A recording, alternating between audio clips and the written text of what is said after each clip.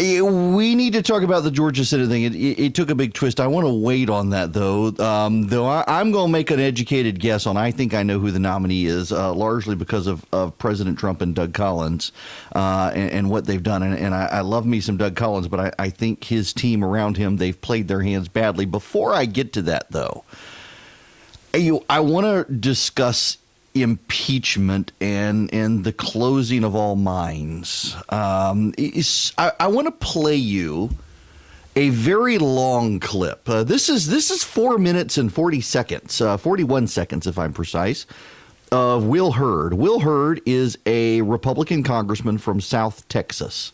His district has rapidly become Democratic. He won his reelection by 200 votes. He was in the intelligence community. He does not like President Trump. President Trump does not like him. They have gone after each other on Twitter on multiple occasions. The president thought that Will Hurd had lost in November and was giddy at the thought of Will Hurd losing. They're not big fans of each other. So if there is a Republican who the Democrats should be able to persuade to move forward with impeachment, it should be someone like Will Hurd. And yet Will Hurd doesn't support impeachment, and he's coming under attack from Democrats and people who hate the president, including some Republicans who hate the president. He's coming under attack for being a partisan hack. When this is a guy, he's leaving. He has nothing to lose. And the people who have become so dogmatic in their insistence that Orange Man bad must go, they're attacking Will Hurd, who is a natural ally for them. Ironically, the president's supporters are also attacking Will Hurd. They're attacking Will Hurd because he had the audacity to say the president did something wrong and that the president's foreign policy is misguided. This is a man caught in the middle from two sides who hate his guts right now because he's unwilling to move to their positions because he thinks he's right. And I suspect Will Hurd is right on this. And I want to play you what Will Hurd thinks about impeachment right now. We need to engage in the Fiona Hill testimony. She was pretty damaging for the president, but not nearly damaging enough. And she and David Holmes testified in the impeachment hearings yesterday. It was the last day of public impeachment testimony. They did not scuttle the event. They did not scuttle impeachment. They did not cost the president his job with their testimony. You've got members of the media saying, guys, you got to do more than this. But before we get to any of that, I want you to listen to Will Hurd. Again, Congressman from Texas, Will Hurd. Thank you, Dr. Hill. Mr. Holmes, for your years of service to this country, and I appreciate y'all being here today. Throughout this process, I have said that I want to learn the facts so we can get to the truth. So why are we here? Because of two things that occurred during the president's July 25th phone call with Ukrainian President Zelensky. The use of the phrase, "do us a favor," though, in reference to the 2016 presidential election, and the mention of the word Biden. I believe both statements were inappropriate, misguided foreign policy, and it's certainly not how the executive, current or in the future, should handle such a call. Over the course of these hearings, the American people have learned about a series of events that, in my view, have undermined our national security and undercut Ukraine, a key partner on the front lines against Russian aggression. We've heard of U.S. officials carrying uncoordinated, confusing, and conflicting messages that created doubt and uncertainty in Kyiv at a time when a new reformist administration has just taken office and was ready to fight corruption and work with us to advance other U.S. objectives. I disagree with this sort of bungling foreign policy. But through these hearings, many of my colleagues have unwittingly undermined the Ukrainian government by suggesting that it is subservient to the United States, and without the United States, they wouldn't be able to function. The Ukrainians, as you stated, Mr. Holmes, is in a hot war with Russia, and they are holding their own. We could benefit from the experience of the Ukrainians, not the other way around. While I thought the Intelligence Committee would actually be engaged in oversight of the intelligence and national security communities, unfortunately, we are not. We're here talking about one of the most serious constitutional duties we have as members of Congress, the impeachment and removal of the President of the United States. Over the past weeks, we've learned a few things. The officials on the July 25th call have many different opinions on whether the call was concerning or not, and just because Vice President Biden is running for president does not mean that corruption related to Burisma, Ukraine's largest natural gas company, and Americans' ties to it are not concerning. But there's also a lot we do not know. We have not heard from Rudy Giuliani. We haven't heard from Hunter Biden. I'd like to know more about both of their activities, why they talk to whom and to whom. Despite promises from Chairman Schiff, we have also not heard from the whistleblower, something that can occur in a closed setting without violating his or her anonymity. We need to understand the motivations and level of coordination that happened prior to his or her submission of the complaint. Over the past few weeks and even today, it's been reiterated. In 2017, the Trump administration made the decision to provide lethal defensive aid to Ukraine after the Obama administration refused to do so. Ukraine is receiving all the security assistance as directed by Congress. President Zelensky has undertaken significant anti-corruption efforts, including eliminating the parliamentary immunity from prosecution.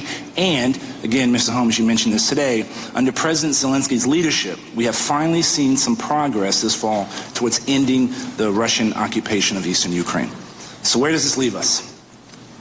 An impeachable offense should be compelling, overwhelmingly clear, and unambiguous, and it's not something to be rushed or taken lightly.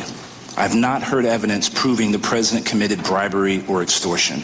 I also reject the notion that holding this view means supporting all the foreign policy choices we have been hearing about over these last few weeks. To paraphrase Tim Morrison's testimony this week, every day the national conversation on Ukraine is focused on impeachment, not the conflict in the Donbass, not the illegal occupation of Crimea, not the need for reforms in Ukraine's government economy. It's a day where we are not focused on our shared national security interests with Kyiv. I hope that we won't let this very partisan process keep us from agreeing on how a free and prosperous Ukraine is important to the security of the Ukrainian people, the United States of America, and the rest of the world. Mr. Chairman, before I yield back my time, I'd like to make a statement for the record that has this committee been given proper notice as required by House Rule 11, Clause 2G3, that a business meeting was to follow last night's hearing, and had Mr. Conaway's point of order been appropriately recognized, I would have voted no on the committee's first motion to table during last night's impromptu meeting, and I yield back the balance of my time. I can't overstate the importance of what you just heard. And you may not understand everything that he said. You may not understand the rule at the end. Will Hurd was willing to have this impeachment inquiry. He was willing to move forward. He was willing to examine what's going on in Ukraine and what the president did and why he thinks the president's foreign policy is bad. He's getting attacked by Trump supporters today for saying he disagrees with what the president did on the phone call, and he disagrees with the president's Ukraine policy, and he disagrees with the president's Russia policy. He's getting attacked by the left, though, for saying he doesn't think it's impeachable. What the president did on the phone call isn't impeachable. He didn't hear bribery and he didn't hear extortion. He heard Donald Trump as Donald Trump. This is the guy the people voted for. This is the way this guy behaves. This is what everybody knew they were getting before the president became president. The only people convinced right now that the president should be impeached are the people who didn't want the president to get there in the first place. And I've got to think as a bar for impeachment that you've got to be able to persuade people to change their minds. Right now, the country is bitterly divided on this. However, Emerson College polling has come out, and Emerson says support for impeachment has gone down. Now, Emerson's not the greatest pollster, but this is pretty consistent with trend lines we've seen from other polls, and they're using the exact same pool of voters that they surveyed the last time, and the support for impeachment has gone down now. A majority of people now oppose impeachment as opposed to support impeachment. And just a few weeks ago, it was support impeachment. Now, the Sondland testimony, the Holmes testimony, the Hill testimony hadn't reverberated yet. But it's still a big deal that you got a guy like Will Hurd, who doesn't care for the president, who doesn't think that the president needs to be impeached over this phone call, and the media trying to hype explosive bombshells. Listen to this montage. I played you the montage over the several year period of the media going after the president for 3 years now on how bombshell, turning point bombshell. Well, we're back to bombshell. This is just from the last week of impeachment coverage. The case for impeachment has never been stronger. The evidence never so riveting after yesterday's explosive testimony. Kicking off what promises to be another explosive week in the impeachment inquiry. We're bracing for potentially an explosive opening statement. Those are some of the fireworks from today's explosive testimony. Another explosive day of testimony. High stakes heading into a potentially explosive week of testimony. The most explosive thing. This is a slow motion explosion. Major breaking news right now. The explosive, truly explosive opening remarks. I can't emphasize how explosive this is. How explosive. Very explosive. And I think it will be explosive. Wow. The first day of public testimony in the impeachment inquiry, opening with a bombshell. We got the bombshell. Yesterday was a bombshell. This has to be one of those bombshell days. A bombshell. It was bombshell testimony. Bombshells. One bombshell after another. Bombshell after bombshell. Stunning testimony. The stunning conversation he heard. It was stunning. It was historic. Like it started small, and now everyone's running, screaming no, like apocalypse now. That was an oh, you know what moment for Republicans. Now, a few hours later, from the bombshell being detonated. The fuse was lit then. The bomb went off today, but it wasn't the only bomb that went off. There's been a bombshell. I would say nearly every witness has delivered some sort of bombshell. Here's the other bombshell today. Fiona Hill, that was, I know we keep saying bombshell, but it is Fiona Hill who is the bomb. She's going to drop a bombshell. The bombshell. Bombshell. The following breaking news is another round of explosive impeachment testimony. The most explosive information that we have to date. It was so explosive. There was a big bombshell. Obviously, this is a bombshell. This is a bombshell. Bombshell. Bombshell? Bombshell, obviously. What do you think, Paul? It's certainly a bombshell. So we have these things that keep getting called bombshells. It's a very explosive charge. I don't think we can overemphasize. This could be very, very explosive. I mean, That covers it. that covers everything. Listen, today was explosive. I know, we say that. That's so well done. Tom Elliott at Grabian put that together. He put the other one together as well. He's so good at putting these together to make a point. The media and their adjectives. It is absolutely fantastic. Y'all,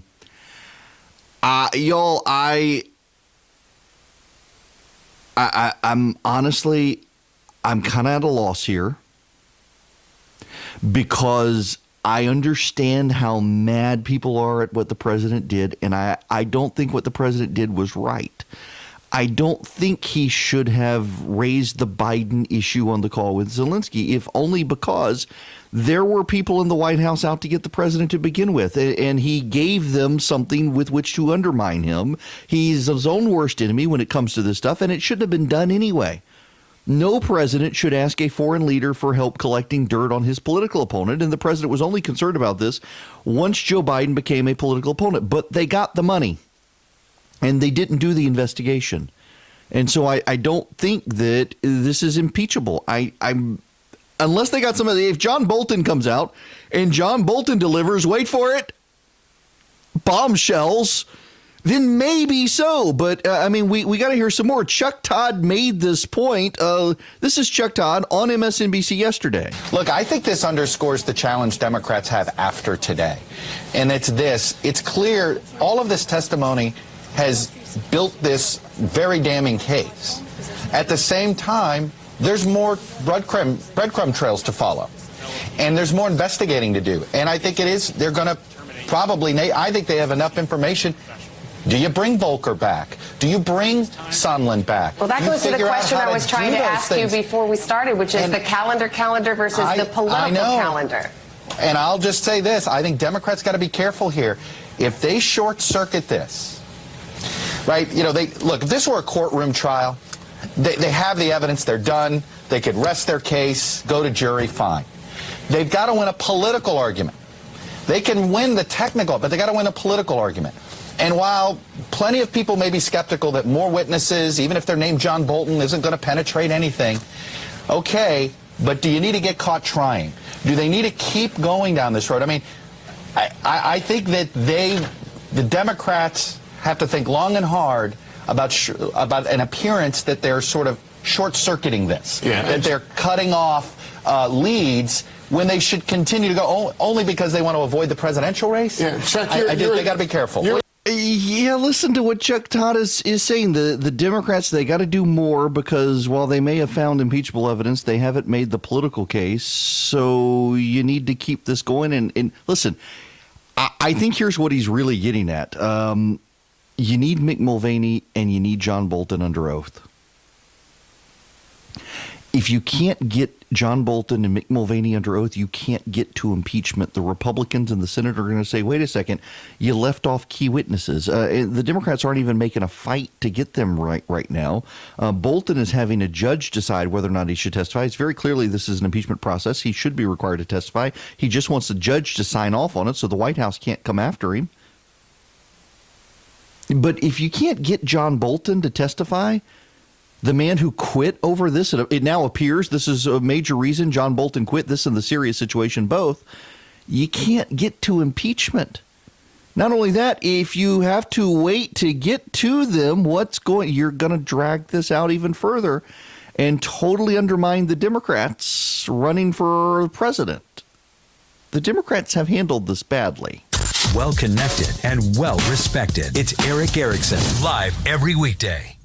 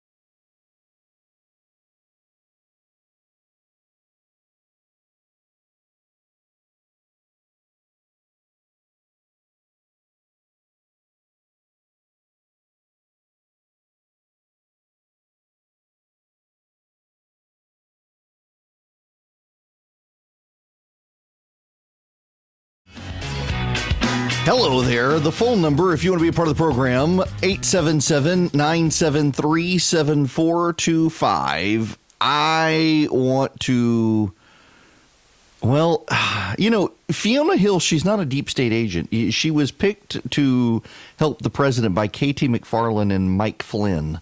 Do you really think those two are going to hire someone from the deep state to help undermine the president? She's certainly concerned about things. She said plenty to defend the president as well. But this is one of the funny things she said, that the media is willfully ignoring. I want to play this clip for you.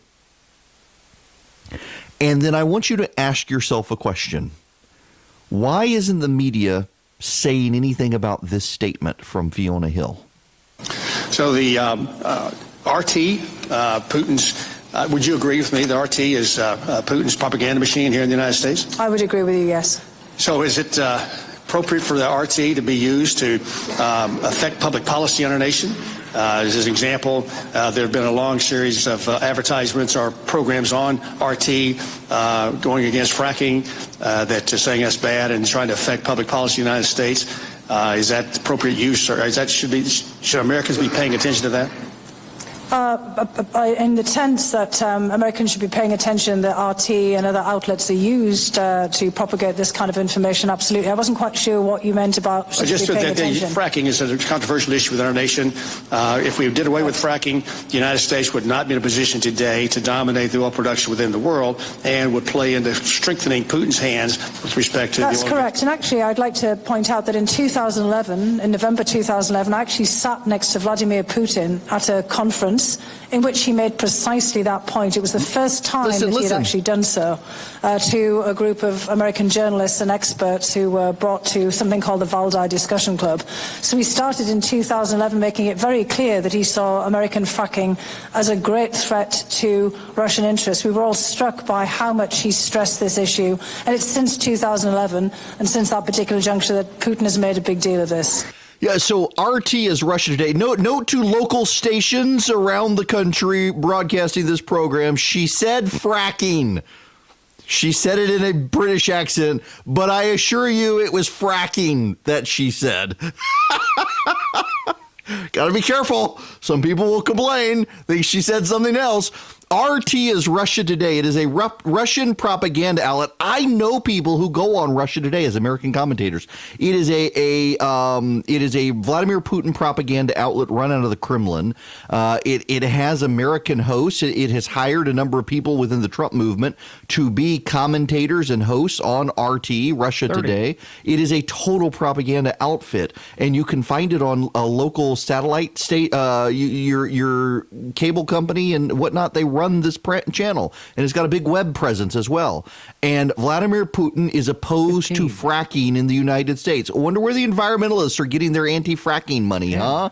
We should explore this.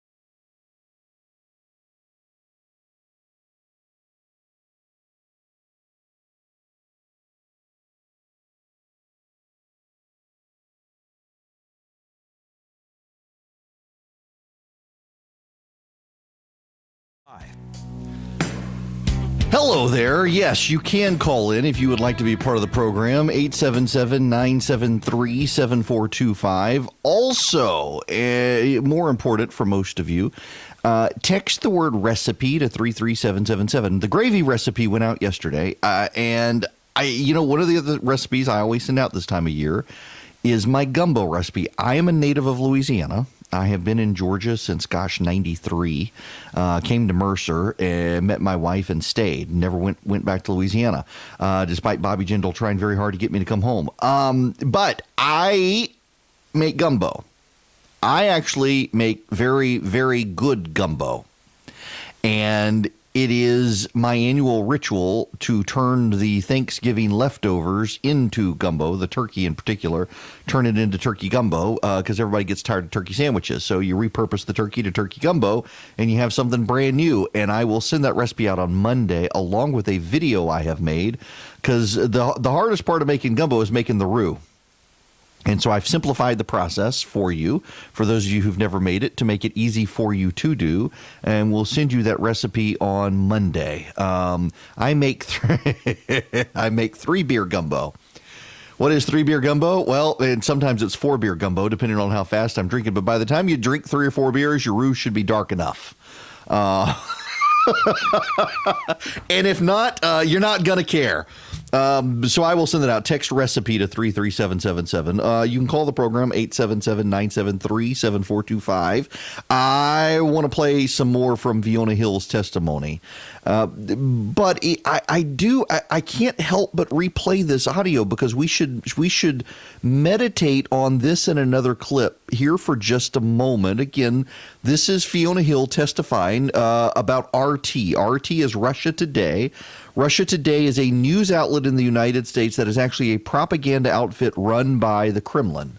And I know people who work there, and it is absolutely a propaganda outfit, and they knew eyes wide open going into it that they were going to be working for a Kremlin propaganda outfit, and they wanted the money. They're highly well-paid people, and they're friends of mine, even if they're basically Vladimir Putin's got his hand up their butt moving their mouth. They know I feel that way. I'm not saying anything out of turn, but you're going to hear Fiona Hill engaging on Russia Today on the issue of fracking, and then there's another clip we need to play.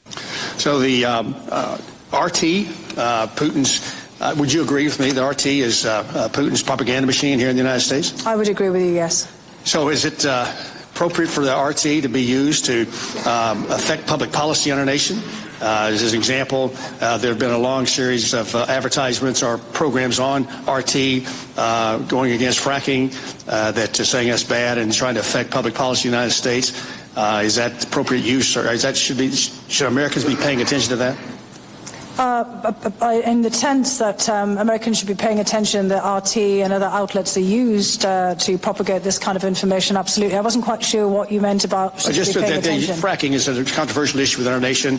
If we did away with fracking, the United States would not be in a position today to dominate the oil production within the world and would play into strengthening Putin's hands with respect to That's the oil. correct. And actually, I'd like to point out that in 2011, in November 2011, I actually sat next to Vladimir Putin at a conference in which he made precisely that point. It was the first time that he had actually done so to a group of American journalists and experts who were brought to something called the Valdai Discussion Club. So he started in 2011 making it very clear that he saw American fracking as a great threat to Russian interests. We were all struck by how much he stressed this issue, and it's since 2011 and since that particular juncture that Putin has made a big deal of this. Again, she's saying fracking. She's saying fracking. So you have Vladimir Putin opposes fracking in the United States because it goes against their national interest. Why? Because the United States is extracting so much natural gas. You got to remember that much of Europe is hostage to Russian natural gas. Russia has so much natural gas that they sell it to European countries. There are pipelines all over Europe tied into the Russian natural gas. This is one reason Russia's had so much power over Ukraine for so long, is that they wouldn't develop natural gas resources inside Ukraine and made Ukraine dependent on Russian natural gas. gas. Well, the United States now is fracking so much, and they've developed ship technology, they can transport across the ocean the natural gas, liquid natural gas from the United States to these foreign countries so that they decrease their dependency on Russia. So the more the United States engages in fracking, the more it undermines countries' dependence on Russia. There's one more point here you need to listen to. This again, Fiona Hill. But why are the Russians pushing that narrative that it was Ukraine? How does that serve Russian interests? The Russians' interests, frankly, to delegitimize our entire presidency. They want to delegitimize the entire presidency. This president or a different president. You know, though, I got to say, again, this is all part of a coordinated act by Russia, and the Russians are winning. We're at each other's throat in this country over 2016. There are Democrats who still institutionally, fundamentally believe that Russia stole the election for Donald Trump, despite there being no evidence that the Russians were successful. The fact that people are at each other's throat makes Russia successful. Fiona Hill, though, however, she absolutely is opposed to this nonsense about Ukraine. By the way, you know, CrowdStrike, the president was on Fox News this morning. In fact, let me see. I bet the interview has been archived by now. Let me get in here real quick and see this on the fly. Your host, able to do this on the fly. Trust me, I am a professional. It drives everybody crazy when I do this, but I can get into the archive. The president called into Fox News this morning, and well, he had some interesting takes, and he is very, very, very keen on going after the CrowdStrike stuff. Here's the president on Fox and Friends earlier. Wiretapping, maybe. And all hell broke loose. Well, how high did it go, Mr. President? How high did it go? Your opinion. Personally, I think it goes all the way, okay, because I think it's impossible. To Barack Obama. For Brennan and for Clapper and for all of these losers that you had over there, I think it's impossible for them to be doing things. And let's see what it all says. But It's impossible. Susan Rice, the person that worked at the United Nations, who went after FISA reports and went after reports like she ate them for lunch. And, you know, you look at the previous administration, they went after like a few, and she was getting them at levels that nobody's ever even imagined before, and it had nothing to do with her. No, I think this goes to the highest level. I hate to say it. I think it's a disgrace. They thought I was going to win, and they said, how can we stop them? They wrote up the phony fake dossier, the disgusting fake dossier, and they tried to have it put out prior to the election, just to show you how incompetent they were. They spent millions and millions of dollars. Hillary Clinton paid for it, and the Democrats. A lot of it had to do, they say, with Ukraine. But Mr. President, it's very interesting. It's very interesting. They have the server, right, from the DNC, Democratic National Committee. Who has the server? Now, the FBI went in and they told them, get out of here. You're not kidding. We're not giving it to you. They gave the server to CrowdStrike, or whatever it's called, which is a company owned by a very wealthy Ukrainian. And I still want to see that server. You know, the FBI has never gotten that server. That's a big part of this whole thing. Why did they give it to a Ukrainian company? Are you sure they did that? Are you sure they gave it to Ukraine? Well, that's what the word is, and that's what I asked actually in my phone call. If you Okay, y'all, here's the problem. This president is in an impeachment trial because Rudy Giuliani told him this. Do you know how this server process worked with CrowdStrike? By the way, here's something I learned from my buddy Steve Hayes this morning. CrowdStrike also handles the Republican National Committee's server security. Let me say that again. Let me say it again. CrowdStrike handles the Republican National Committee's servers. I'm not making that up, and neither is Steve Hayes. And you know how it works. There's not a server in Ukraine. This is how we can trace the president buying into this nonsense from Rudy Giuliani. The way these server systems work, if you're in IT, you understand this, information technology, you understand this. There are servers spread out around the world for critical industry and information technology. And when you go to your computer, let's take the cloud. Let's use, if you have an iPhone, A lot of people have iPhones. You're familiar with iPhones if not, but you save information to the cloud. Apple has server farms around the country. There's one very near North Georgia. It's up in North Carolina near Georgia. There's another one in California. I believe there's one in Texas. There is one in Hawaii. They've got one in Ireland. They built a big one in Ireland. They've got one in Germany. They've got one in China, but only people in China have access to that one. And when you save your stuff in the cloud, that stuff is saved in one of these server farms, and it's not on a particular hard drive. See, we're used to thinking, and I'm sure the president used to thinking of a floppy disk, if you're the president's age, or for the rest of us, a solid state drive or a hard drive of some kind. And it is a physical device, and we think all of our information, every single byte, is saved on this one physical drive, and that's not actually how it happens. You may have a megabyte is saved in North Carolina, a megabyte is saved in California, 30 megabytes are saved in Ireland, another couple megabytes in Munich. And it's spread all over the world. It's not a single server with a single hard drive. That's not the way it works. Now, ideally, what happens for efficiency's sake is your data is saved on a computer in North Carolina, but there may be 5 different hard drives where it's saved on, so that if one hard drive goes down, it doesn't all go down, but typically it can be spread around the world. And if you're traveling, when you're in California, the data gets saved closer to the servers in California because the data will move faster, even if by microseconds. And on it goes. And the president seems to think there was one physical hard drive in Ukraine that CrowdStrike got access to and rigged the game. And that's not the way it actually works.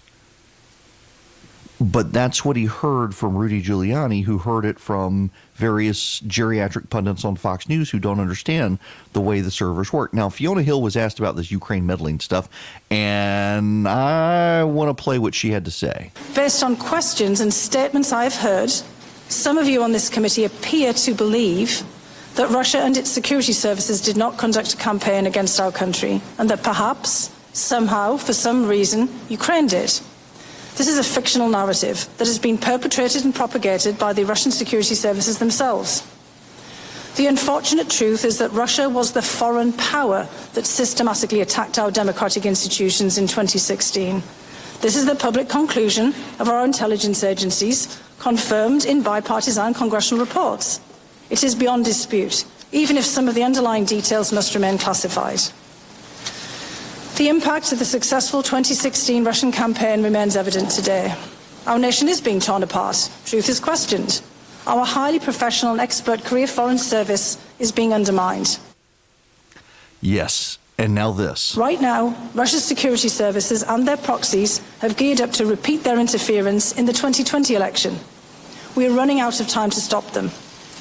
In the course of this investigation, I would ask that you please not promote politically driven falsehoods that so clearly advance Russian interests.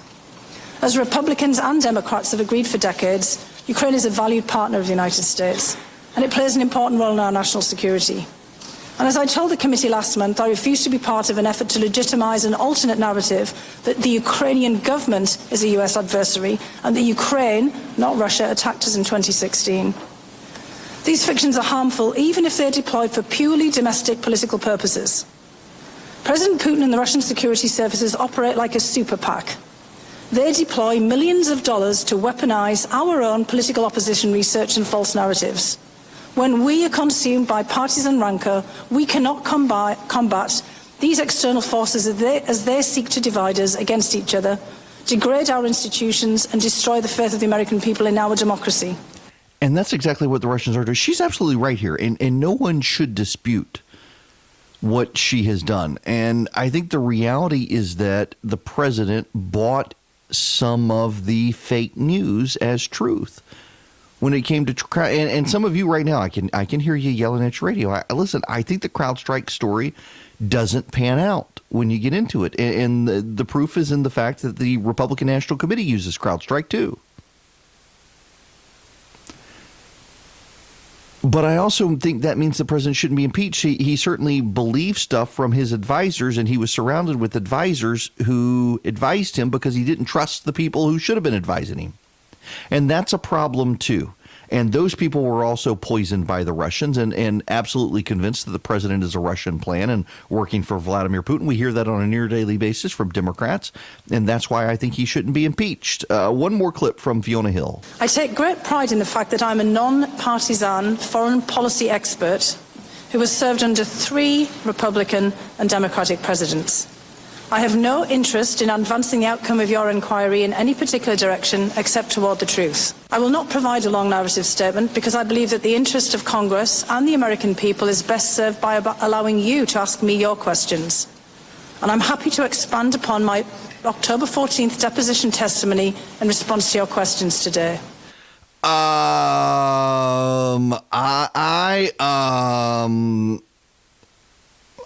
I could listen to Fiona Hill read the phone book. Nonpartisan. I could listen to this woman read the phone book. She could read recipes all day. She should be the voice of... Can I get Fiona Hill as Siri's voice? Listen, I think she was the most credible witness we've had so far, perhaps the most damaging to the president. And I think that the Democrats need to recognize that they didn't get there. You know, Peggy Noonan, who I adore, Peggy Noonan's out today and said the case is proven on impeachment. What's the Senate going to do? But there's a political argument here. And it is a political argument that they have failed to make. And it is a political argument that they continue to fail to make, which is why you got Chuck Todd out there saying, hey, we need more.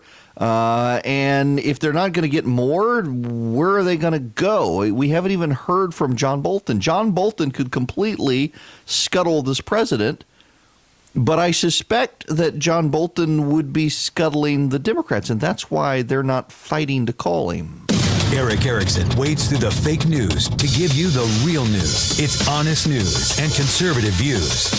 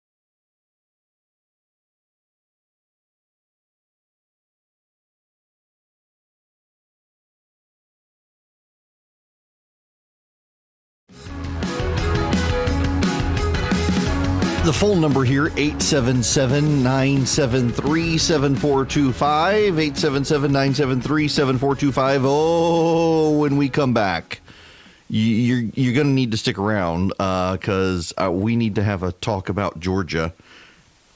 I'm about 99% sure I know who the nominee is going to be, who the appointment is going to be for the Senate. And we'll get there. Right now, though, I gotta, man, the thing that annoys me about Pete Buttigieg, who comes across as a very nice guy, but he likes to weaponize religion and throw it in people's faces, and doesn't want to be held accountable for when Scripture condemns him. He's gay and married. And Scripture, of course, you know what Christianity, Orthodox Christianity, what the Bible itself says about homosexuality and marriages between a man and a woman. Well, he gave an interview with Rolling Stones, and he says, this is a quote from him, there's simply no way that a literal understanding of Scripture can fit into the Bible that I find in my hands. Jesus speaks so often in hyperbole and parable in mysterious code. Y'all, the apostles asked Jesus why he speaks in parables. Matthew 13:13, this is why I speak to them in parables, because seeing they do not hear, and hearing they do not hear, nor do they understand. Indeed, in their case, the prophecy of Isaiah is fulfilled that says, you will indeed hear but never understand, and you will indeed see but never perceive. For this people's heart has grown dull, and with their ears they can barely hear, and their eyes they have closed, lest they should see with their eyes or hear with their ears and understand with their hearts and turn, and I would heal them. We have 2,000 years of Orthodox, consistent Christian understanding across denominations, Catholic, Orthodox, Protestant, and along comes Pete Buttigieg, and he decides none of it makes any sense. It can't be real because he doesn't understand it, because Jesus speaks in parable. He has ears to hear and does not hear. He has eyes to see and does not see. And this is pretty pervasive among progressive theology that wants to bring a heaven to earth despite the fact we're all sinners and we can't. And Pete Buttigieg wants to do this because he wants to justify, he's actually in this interview, he justifies abortion scripturally. He says that Christians can support killing kids because the Bible talks about the indwelling of life with breath, and until a child completely exits the womb, it can't breathe. Never mind that God's talking about the Holy Spirit, you idiot. So much for my Christian charity this morning. Seeing people pervert the words of God. But, the Bible talks about this as well, that in the last days, people will want their ears scratched. They'll have itching ears, and they will turn to those who twist Scripture to scratch the itching ears. And this is what we see with so many progressives and there's this crazy movement among progressive Christians, the red letter Bible people. They only want to read I don't know if you know this or not, but when Jesus spoke, he didn't speak in red letters. And when Matthew, Mark, Luke, and John were writing the Gospels, they didn't actually write in red letters. They didn't have red ink to write Jesus's words. In fact, there's a large body of evidence that John 3:16, for God so loved the world that he gave his only begotten Son, that Jesus didn't actually say that, even though those are red letters in the Bible. That's John editorializing. And by the way, Jesus, if he did speak in the red letters, he said to listen to his apostles, and they all completely want to ignore Paul, who's one of God's apostles.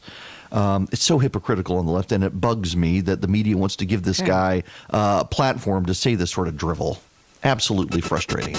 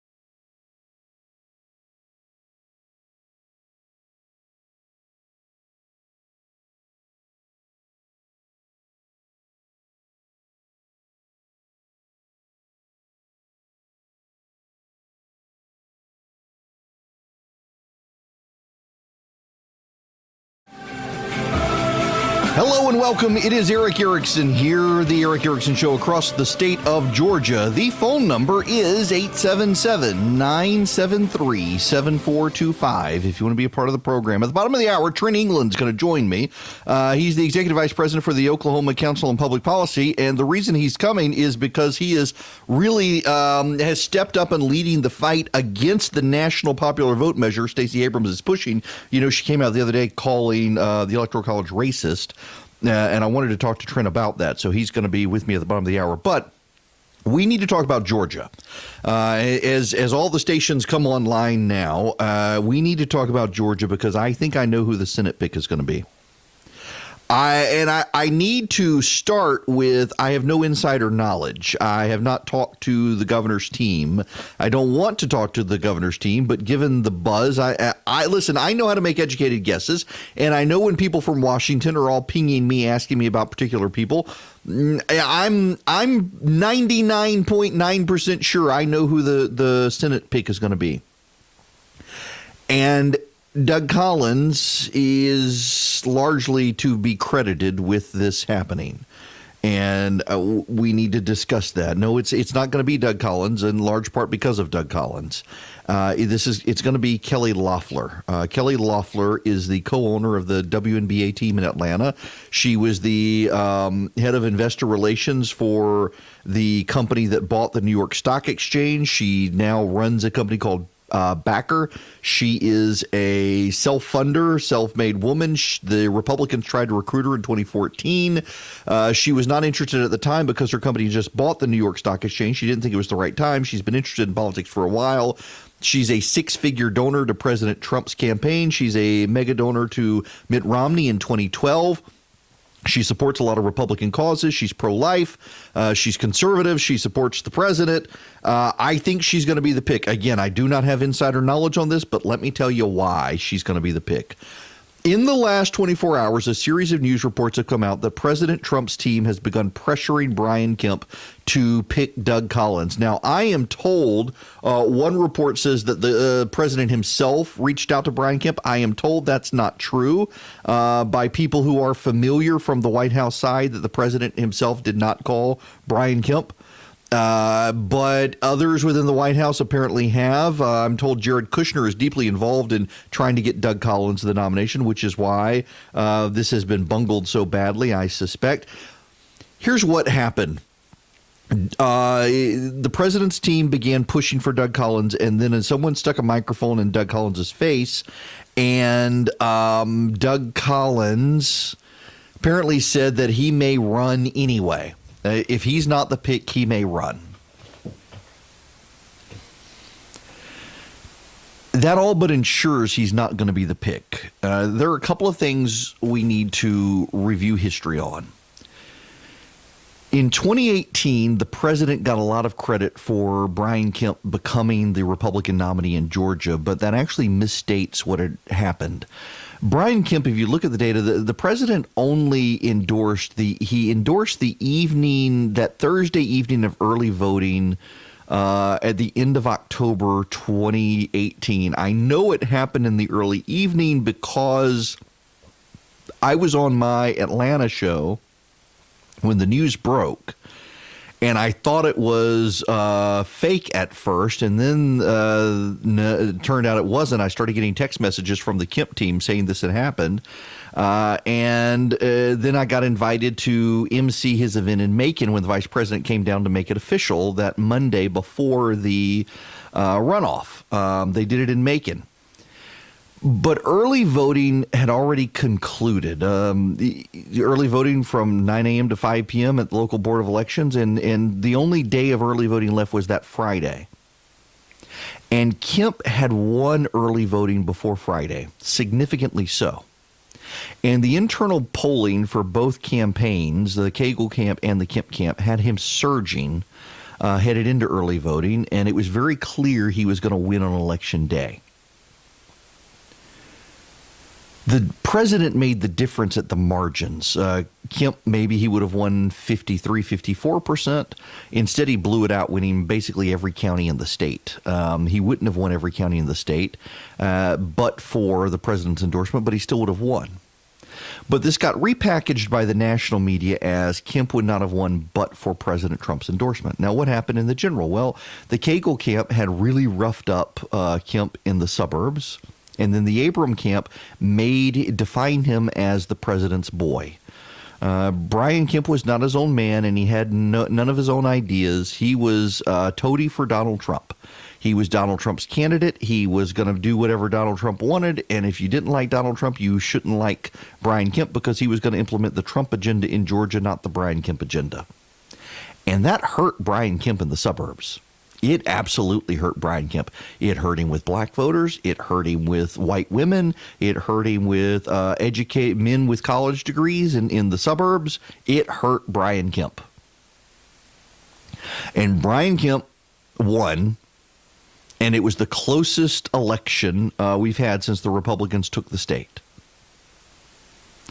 And Brian Kemp got into office, and he showed everyone he's his own man. He spent the last year working his butt off to show people he's his own man and he keeps his promises. And you may not like things Brian Kemp has done. Democrats hate the fetal heartbeat legislation. But the Atlanta Journal-Constitution poll that came out last week has Brian Kemp at a 54% approval rating, and that's notable because the AJC polling sample was really, really bad.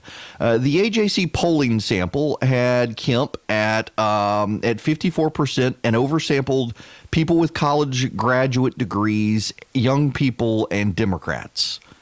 It wasn't a good sample, and I've heard from enough pollsters, and they all agree, and you'll notice the lack of national buzz on the AJC polling. And the reason it gets no national buzz is because pollsters at news organizations looked at it and said, well, this is a garbage sample. And even with a garbage sample that was biased against Kemp by oversampling the people who hate Kemp, Kemp was at 54% approval. He was at majority approval with women. He was at majority approval with men. If you adjusted the sample size, which you would get as a Brian Kemp majority approval rating of around 60%. And in fact, I'm aware of a number of private polls that have been conducted by different Republican outfits on Kemp right now in Georgia, and he is at about 60% approval. And he's at 60% approval because Brian Kemp is his own man. And people know he keeps his promises, and he's willing to deviate from Republican orthodoxy. He's willing to deviate from what the president wants. He's willing to do what he thinks is in the best interest of Georgia, not what's in the best interest of Donald Trump, and that matters in the suburbs. It matters with women who don't like Donald Trump. It matters with voters, including Trump voters in Georgia who adore Brian Kemp because he is his own man and he has picked fights with Democrats, and he's won, including fetal heartbeat. He earned a lot of goodwill from a lot of people over the fetal heartbeat legislation. So here comes the president's team, and they leak a story that Brian Kemp needs to repay the president's endorsement by putting Doug Collins in the Senate. Here come Doug Collins' friends, including Matt Gaetz and Jim Jordan and others, saying that Doug Collins needs to be in the Senate. And here comes Doug Collins saying if he's not in the Senate, he may go ahead and run for the Senate. Brian Kemp has just spent a year showing everyone he's his own man. He's not going to now make it look like he can be bullied by the president or Doug Collins or Jim Jordan or Matt Gaetz or anyone else. He can't afford that. He spent a year showing everyone that he's not a Trump toady, and now the president comes and says, hey, you owe me one, put Doug Collins in the Senate, and Brian Kemp's going to say, no, I'm going to pick who I think is the best person. You can't tell me what to do. I'm the governor of the state. Thank you very much for your endorsement. I'm happy to campaign for you in Georgia and find someone who supports you in the Senate, but you can't tell me the precise person who. I'm my own man, and I'm doing what I think is in the best interest for Georgia. So he can't pick Doug Collins now, even if he wanted to. And I am told the last conversation I had is Doug Collins, there were 3 or 4 people that the governor was seriously looking at, and Doug Collins was one of them. And this behavior this week has stricken Doug Collins from the list. The behavior comes after Kelly Loeffler's name was added late Monday. She submitted her resume late Monday. Kelly Loeffler, the co-owner of the WNBA team, et cetera, et cetera. She's a Kemp donor. She's a Trump donor. It is not a coincidence that the agitation for Doug Collins came after that. And I think that now makes her the pick. I think Kelly Loeffler is going to be the United States Senator. The reason I think she's going to be the United States Senator, one, it's kind of a tip-off. She waited till the very last minute to put her name in, and suddenly the nominations are closed. Yeah, that suggests there's a level of favoritism and some conversations happening behind the scenes, but there's more than that. Doug Collins said he's going to run no matter what. The only way to stop him from running is to make it super painful for him to run. And the only way to make it super painful for him to run is to put him up against a conservative woman who gave Donald Trump money. The president needs female voters. Here's a female voter who supported the president and gave him hundreds of thousands of dollars. That takes the president off the playing field. So he can't come out and endorse Doug Collins. Then you have the suburbs. Doug Collins gets you the Republican base, but what else does Doug Collins get you without working hard for it? Nothing. And that's not disrespectful of Doug. I think Doug would be an awesome senator. But when you add Doug Collins to the column, what does he immediately bring? He brings the base. If you add Kelly Loeffler to the column, what does she bring? Kelly Loeffler brings the base and possibly some extra women, which would be great for the president and for Brian Kemp. You put Jason Innovatarte in. Jason is actually my pick. I think Jason would be great. Who does he bring? He brings Hispanic voters, but he's a guy. And he was a Rubio supporter in the Republican primary, so Collins could say, look, no offense, Gov, but you pick someone who's squishy, and I'm going to be a better conservative than him, so I'm going to come after him, and it doesn't look as bad because it's a dude. That leaves Kelly Loeffler, the only one who can negate the Doug Collins positions. It leaves Kelly Loeffler as the only one who can't be attacked for having supported someone else in the primary. She was a Trump person. I think Kelly Loeffler is going to be the Senate candidate. I think she's going to be the Senate pick. She also self-funds. Doug Collins can't self-fund. Jason Innovatarte can't self-fund. There really aren't any self-funders on the list other than her. So she immediately starts with a fundraising advantage. She's a self-made woman. The Democrats are going to have a hard time attacking a self-made woman. They'll attack her for being a Trump supporter, and she'll make the case that the president's good for everyone's 401k and good for business.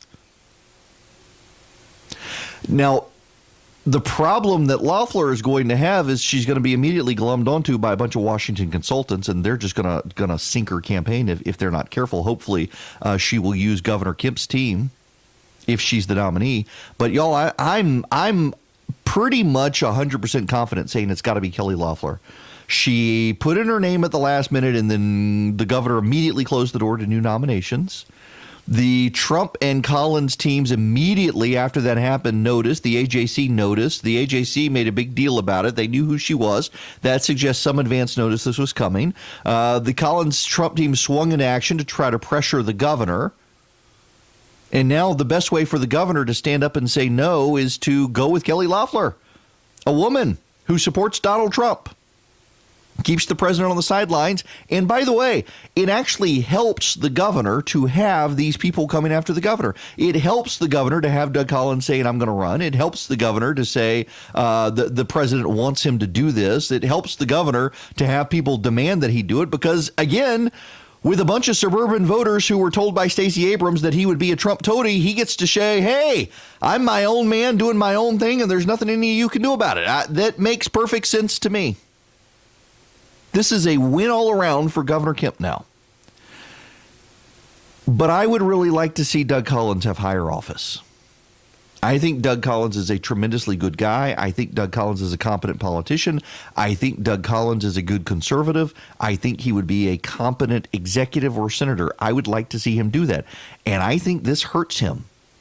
I think this was badly played by his friends. I think he got bad advice on how he's handled this. Because I'm already hearing from some of the outside groups saying, my God, Doug Collins is going to make us have to spend money to hold the seat that we shouldn't have to spend. And they're going to be mad at him. They're going to hold a grudge. So I hope he walks back the idea of an independent challenge if it's not him. I don't think it makes him look good.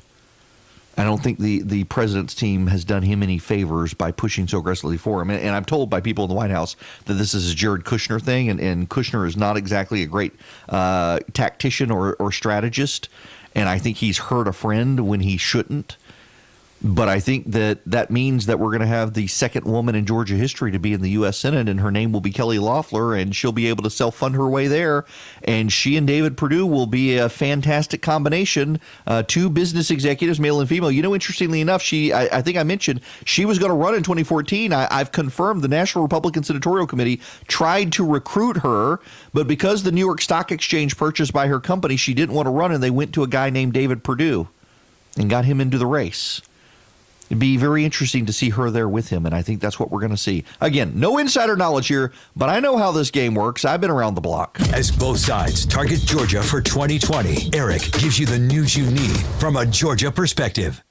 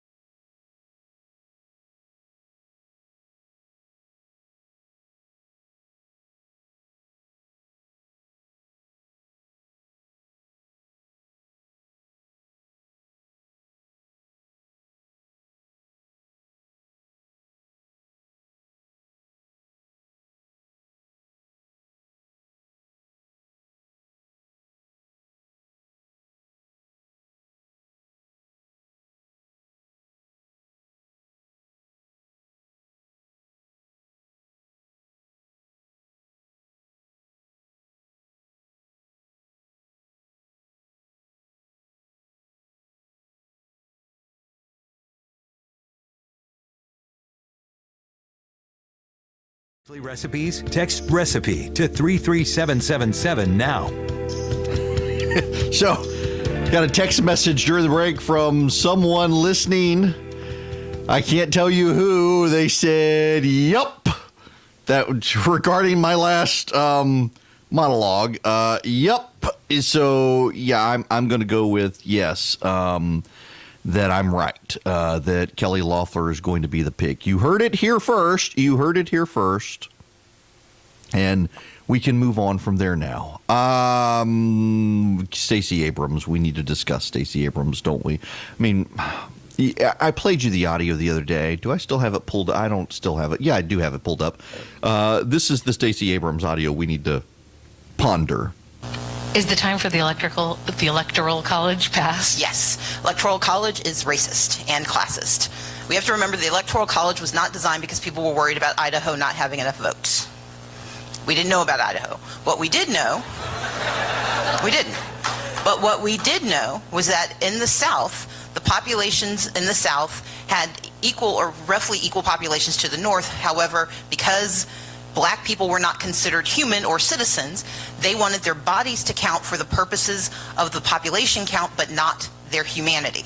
And the Electoral College was designed to give southern states the ability to count the bodies of slaves, but not have to allow them to cast votes. And thus the Electoral College was born as a compromise. The other challenge was that in the North, a lot of them didn't want immigrants making decisions, and they didn't believe that immigrants and that those who were not considered well educated should be making decisions about who the executive of our nation should be. So it was a combination of racism and classism. Both of those things should be flung to the far reaches of history, and the Electoral College needs to go. Yeah. How do we handle this other than to say it's not true? And let me tell you, I think Stacey Abrams believes what she's saying. I don't think she's just trying to nurse grievance here. I think she really does believe it. But here's the problem. It's simply not true. The Electoral College was not racist. It was not designed for racism. In fact, it was one of a series of compromises in the Constitution insisted on by northern states to minimize the clout of slave states. Remember, Jefferson was saying before the Constitution was affirmed that we would have to deal with this issue, and he was actually, and even though he was a slave owner, Jefferson was very clear that slavery as an institution was going to have to go away. They just thought that we got to put this off. It's not a big deal at the moment for us to deal with. We got to deal with the British before we deal with this. Then they never got around to dealing with it, other than they put in things in the Constitution like the prohibition on the importation of slaves after 1800. The Great Compromise, one of the great compromises, was to reduce the slave count to 5/8 of a person. They're three-fifths, the three-fifths compromise, that you counted a slave not as a person, but as three-fifths of a person. Now, why did you do that? Because the southern states wanted slaves counted as a person in terms of congressional representation. And the northern non-slave states said, no, we're not going to let you do that with slaves. That gives you more power than you should have. And you don't treat the slaves like voters anyway. They can't vote, so no. So they did the three-fifths compromise. The Electoral College was completely separate from that. The Great Compromise was having a bicameral legislature between a House and a Senate, the Senate representing states, the House representing the people. And then the Electoral College was a compromise because they didn't trust direct democracy, and they did not want the holders of slaves to directly cast their vote for president. The northern states, Vermont in particular, Maine, some of these more rural states, they did not want to be undercounted. They did not want to be ignored in the picking of the president. So they decided to use the Electoral College as a way to even out the clout between the big slaveholding states like Virginia and the smaller states. Remember, Virginia was a significant player. It was a slave state, and it had a lot of clout. Most of our first few presidents were from Virginia because it was so significant, but it was the northern states wanting to minimize it. Well, Stacey Abrams saying it's racist, and now they want the popular vote. When we come back, let's discuss why the popular vote would be a bad idea. Man. We got an expert we're going to talk to on this very issue.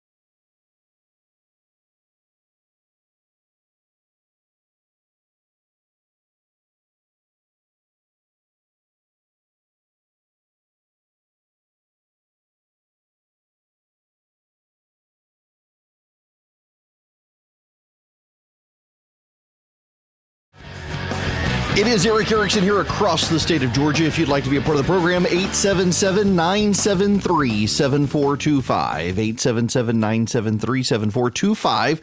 Joining me on the phone all the way from out in Oklahoma is Trent England. He is the Executive Vice President for the Oklahoma Council of Public Affairs and the Director of Save Our States. Trent, welcome to the program. Well, let's see. Well, it would help, Trent, if I actually pushed the button to activate the phone call. Sorry. I thought I did. You got to double click these days.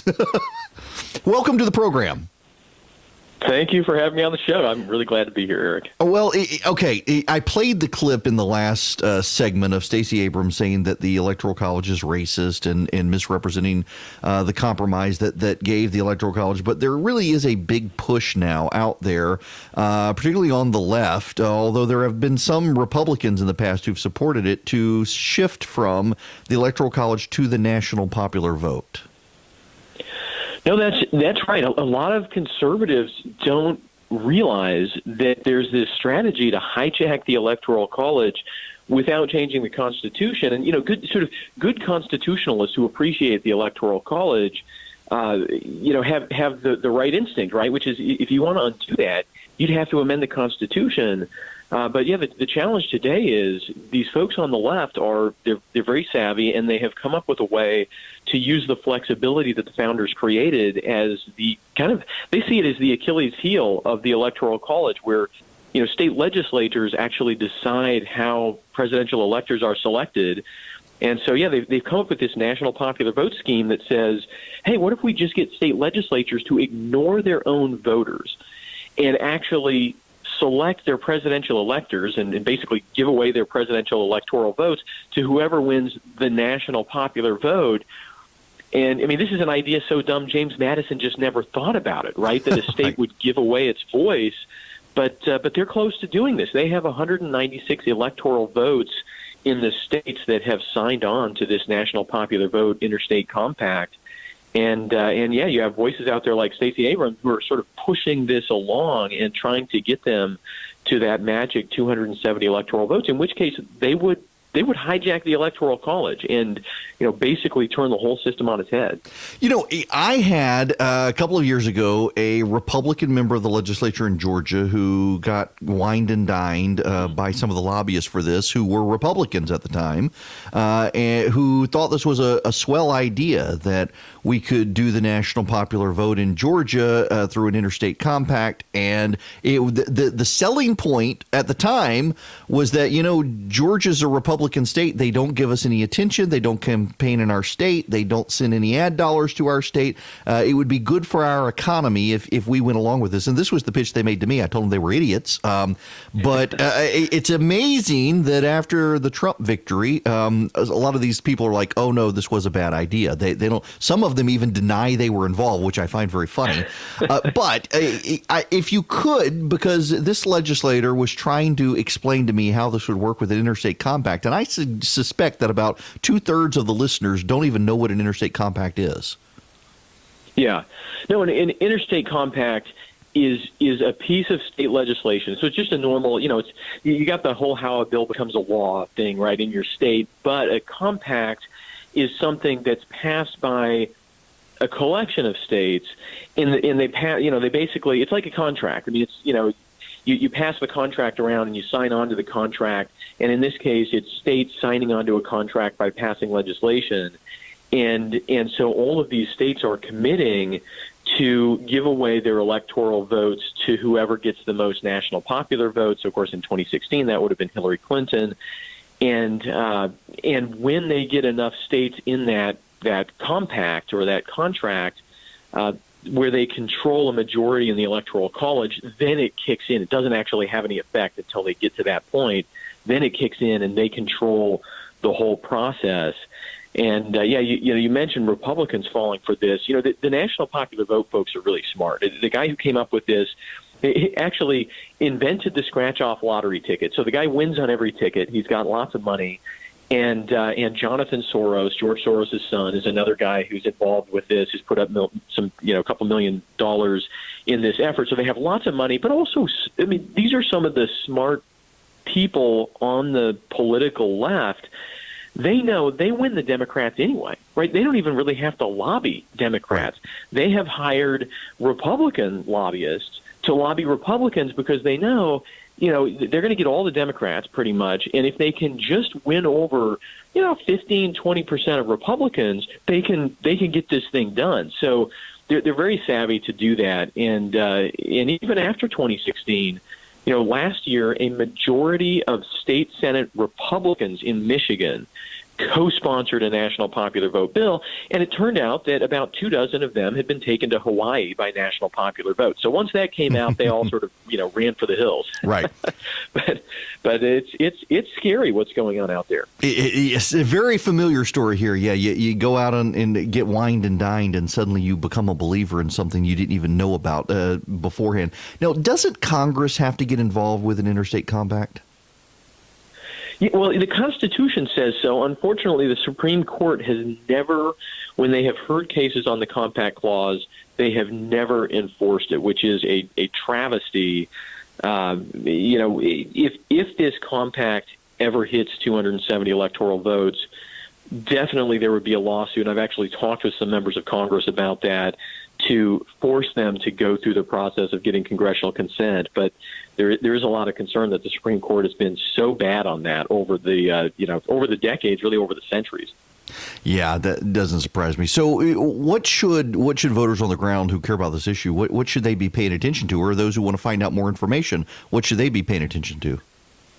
Yeah, I mean, we run a website, SaveOurStates.com, and a Facebook page. People can just search on Facebook for Save Our States. We send out a lot of alerts that way, but we really rely on people to, a lot of your listeners are in touch with their state legislators. They pay attention to the process, and we rely on people feeding us information and state legislators feeding us information so that we can send our people out. We have a lot of experts on the Electoral College who we send into states. We've actually had somebody down in Georgia meeting with legislators recently, just trying to make sure that people know the truth about all this. But no, folks should talk to their state legislators and let them know that this NPV compact is an attempt to abolish the Electoral College, right? Sort of leave it in name only or turn it into a zombie, right? It's this is not minor tweaks. Sometimes people present it that way. And be in touch with their state legislators and let them know this is a bad idea, and we're watching you, and we don't want you taking vacations that are paid for by the Soros family so you can come back and try to manipulate the Constitution. So I got to imagine with Virginia being taken over by the Democrats that just like with the Equal Rights Amendment that they're going to make a play there for this, or have they already passed it? They have not passed it. They did have a bill last year, and we're very concerned about that. We've been doing a lot of work in Virginia. The good news is that we had a Democrat governor this year veto national popular vote in Nevada. We had 7 Democrats flip over to our side in Maine, in the Maine House, and vote this down. And there's a bill in New Hampshire that was introduced last year and is still technically alive in New Hampshire, but we have had unanimous Republican and Democrats all in New Hampshire so far at the committee level saying they don't like this. So there are some Democrats who get why this is bad for the country, even if they think maybe it would have been good for their party in a couple recent elections. Like they understand that this is a really dangerous road to go down, shifting power to the big cities and creating the potential for, small plurality winners and splinter parties and spoiler candidates and nationwide recounts. We found that we can win over some of the more practical-minded Democrats, right? Not the AOC Democrats, right? But there are still some others out there. Well, and as I was telling this member of the state legislature who came back from his wine and dine tour to suddenly embrace this, so what you're saying is that you think that Al Gore should have been in charge of after 9/11, and he's like, now I get to say, and you think Hillary Clinton should have been president too? Yeah, no, I mean it is shocking that people can look at, especially the county level maps, in those two elections, right? I mean, pretty much every Republican, and I think a lot of other people after the 2000 election and after the 2016 election looked at, and a lot of us posted on Facebook the county level map showing this red country with some blue islands, which really shows how regional the Democratic Party is. It's not, it's not a region like the South used to be a region, or the Northeast, but it is a region of intense popularity in a handful of giant cities around the country. And it's just shocking that people look at that and say, well, I wish the big cities had more power. Right? I mean, James Madison said when they debated this, July 24th, 1787, at the Constitutional Convention, Madison says, look, I like the idea of a popular vote, but the problem is you wind up handing over power to the biggest population centers, and those things don't change very much, right? They would wind up in control for forever, basically. And that's not the system the founders wanted. And I don't know, even people who live in the big cities, I've had lots of people say, well, look, cities already have a lot of power in our political system. The idea that they should have a lock on who becomes president just, seems like an obviously bad idea. Right. Well, listen, I appreciate you stopping by. What's the website again people can go to? SaveOurStates.com is the website. Great. Thank you very much for reaching out on this. And if I can ever be of help, please let me know. This is I'm so opposed to a national popular vote, and I'm glad you guys are out there. Yeah, we will let you know what comes of it in Georgia, and you guys do the same. Thanks so much. Thanks Eric. very much. Trent England, he's the executive vice president of the Oklahoma Public Policy Foundation, but also Oklahoma Council for Public Policy, but also heads Save Our States. And again, you probably don't realize this is an issue, and it was an issue in Georgia. I'm not going to give you the names of the list because he's actually a really good friend of mine. And did I let him have it? And I know the guy. I'm friends with the lobbyist who's a huge Trump guy now and denies that he was involved. And I was like, you were the one trying to get me to the meeting. I've got the emails. And it was all and the pitch in Georgia in particular was that we need the national popular vote because Georgia is growing, but it's a Republican state and these people are ignoring us. And if you do the national popular vote, Georgia and the Republicans have an advantage because of the size, and we want people to come and we want them to spend their money. I'm like, no, you idiot. No. The founders were geniuses compared to us. The problem with progressives is they believe that everyone who came before them wasn't as smart as them. And the reality is that everyone who came after the founders is increasingly more stupid. And I put all of us, myself included, in that category. The founders had a genius because they had come through a war where their lives were literally on the line. They believed this stuff as a matter of life and honor, and they understood that putting power in the hands of the cities would be a bad thing, and that's essentially what would happen. It would make it so much easier to steal the election if we had a national popular vote. We have just come through an election cycle where the Democrats really believe the Russians stole the election. With the Electoral College, because you never know which state matters, it's really hard to deploy fraud resources to steal particular states. Now, you may have an idea of what the swing states are, but you know what you have with the national popular vote? You got Houston, Los Angeles, Miami, New York, Chicago, and Atlanta, and Dallas, and you can go flood the zone and pour resources into those areas and steal the vote. And then you got to deal, as Trent was saying, you got the national, you got to have national recounts. All of these things have to become standardized when the states are supposed to control elections. So one of the big issues for the Democrats right now is they want federal control of all the elections, which violates the federalism under the Constitution. The states are supposed to control the electoral process. And they don't like that. The more standardization you get in the national popular vote that you get, it becomes very, very easy to actually rig the election and steal the vote. God, can you imagine? We go back to paper ballots and a national election. People are just going to start stuffing ballots in L.A. and New York. And the Democratic partisans in those areas are going to turn a blind eye to it. Do you really want that? I would not want that. Not a good idea. All right, we gotta leave this topic. When we come back, a woman in Cobb County, Georgia, spent 11 hours on the phone with a scammer and gave him $35,000. I'll explain. National connections, local focus. Erick Erickson is live every weekday.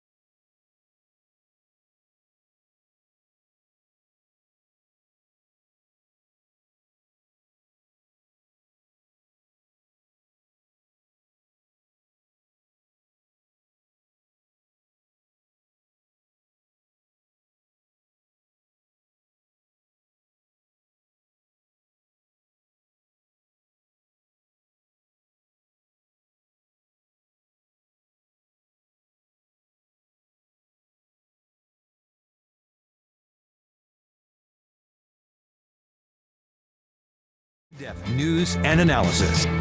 It is Erick Erickson here. The phone number 877-973-7425.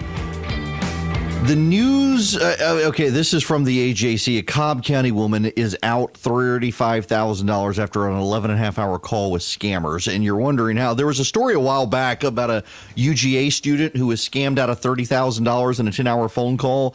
A lot of people didn't believe this story actually happened. Well, here's a woman who's come forward in Cobb County. She's 50 years old, says she fell for nearly the exact same scam call. Here's what happened.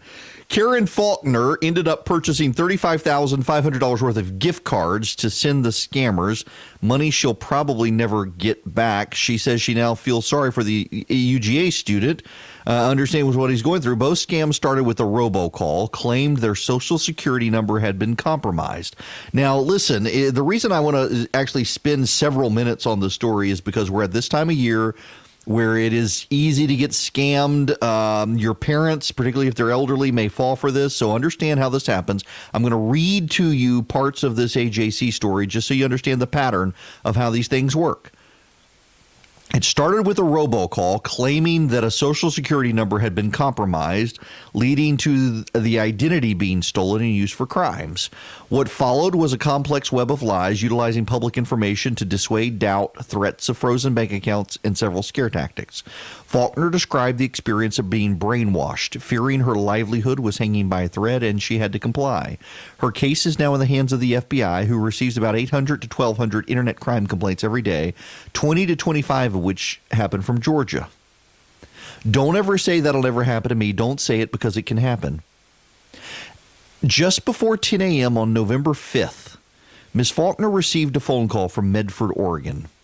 When she picked up the phone, an automated voice said her identity had been stolen and she needed to press 1 to speak to a U.S. Social Security Administration representative.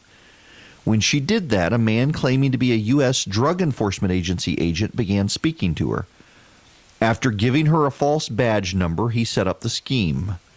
Her identity had supposedly been stolen and had been used by someone to purchase 2 houses and a Toyota Corolla, and 2 houses and 2 Toyota Corollas in El Paso, Texas, along with 7 bank accounts in her name. Both of the vehicles had been seized for containing drugs, and she had active drug trafficking and money laundering warrants out for her arrest. At this point, she said she was still skeptical, but the man began to ask her questions using information from public records, beginning with her current home address, her business name, and even her prior surnames. I go by my middle name, but he knew my first name and my prior last name from my first marriage, which is part of what made all of this so darn believable. Faulkner was then transferred to someone who identified himself as Emerson Bowie Jr., who in real life is the FBI special agent in charge of the Chicago field office. When she questioned how she could trust him, the scammer had her look up the agent's name online, leading her to several photos of him in news articles surrounded by identifiable people like James Comey.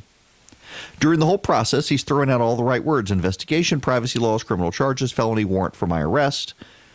Now their hooks are in, the scammers were ready to get paid. The 2 most common forms of telephone scams are imposters and debt collection schemes, the FBI said, with identity theft being third.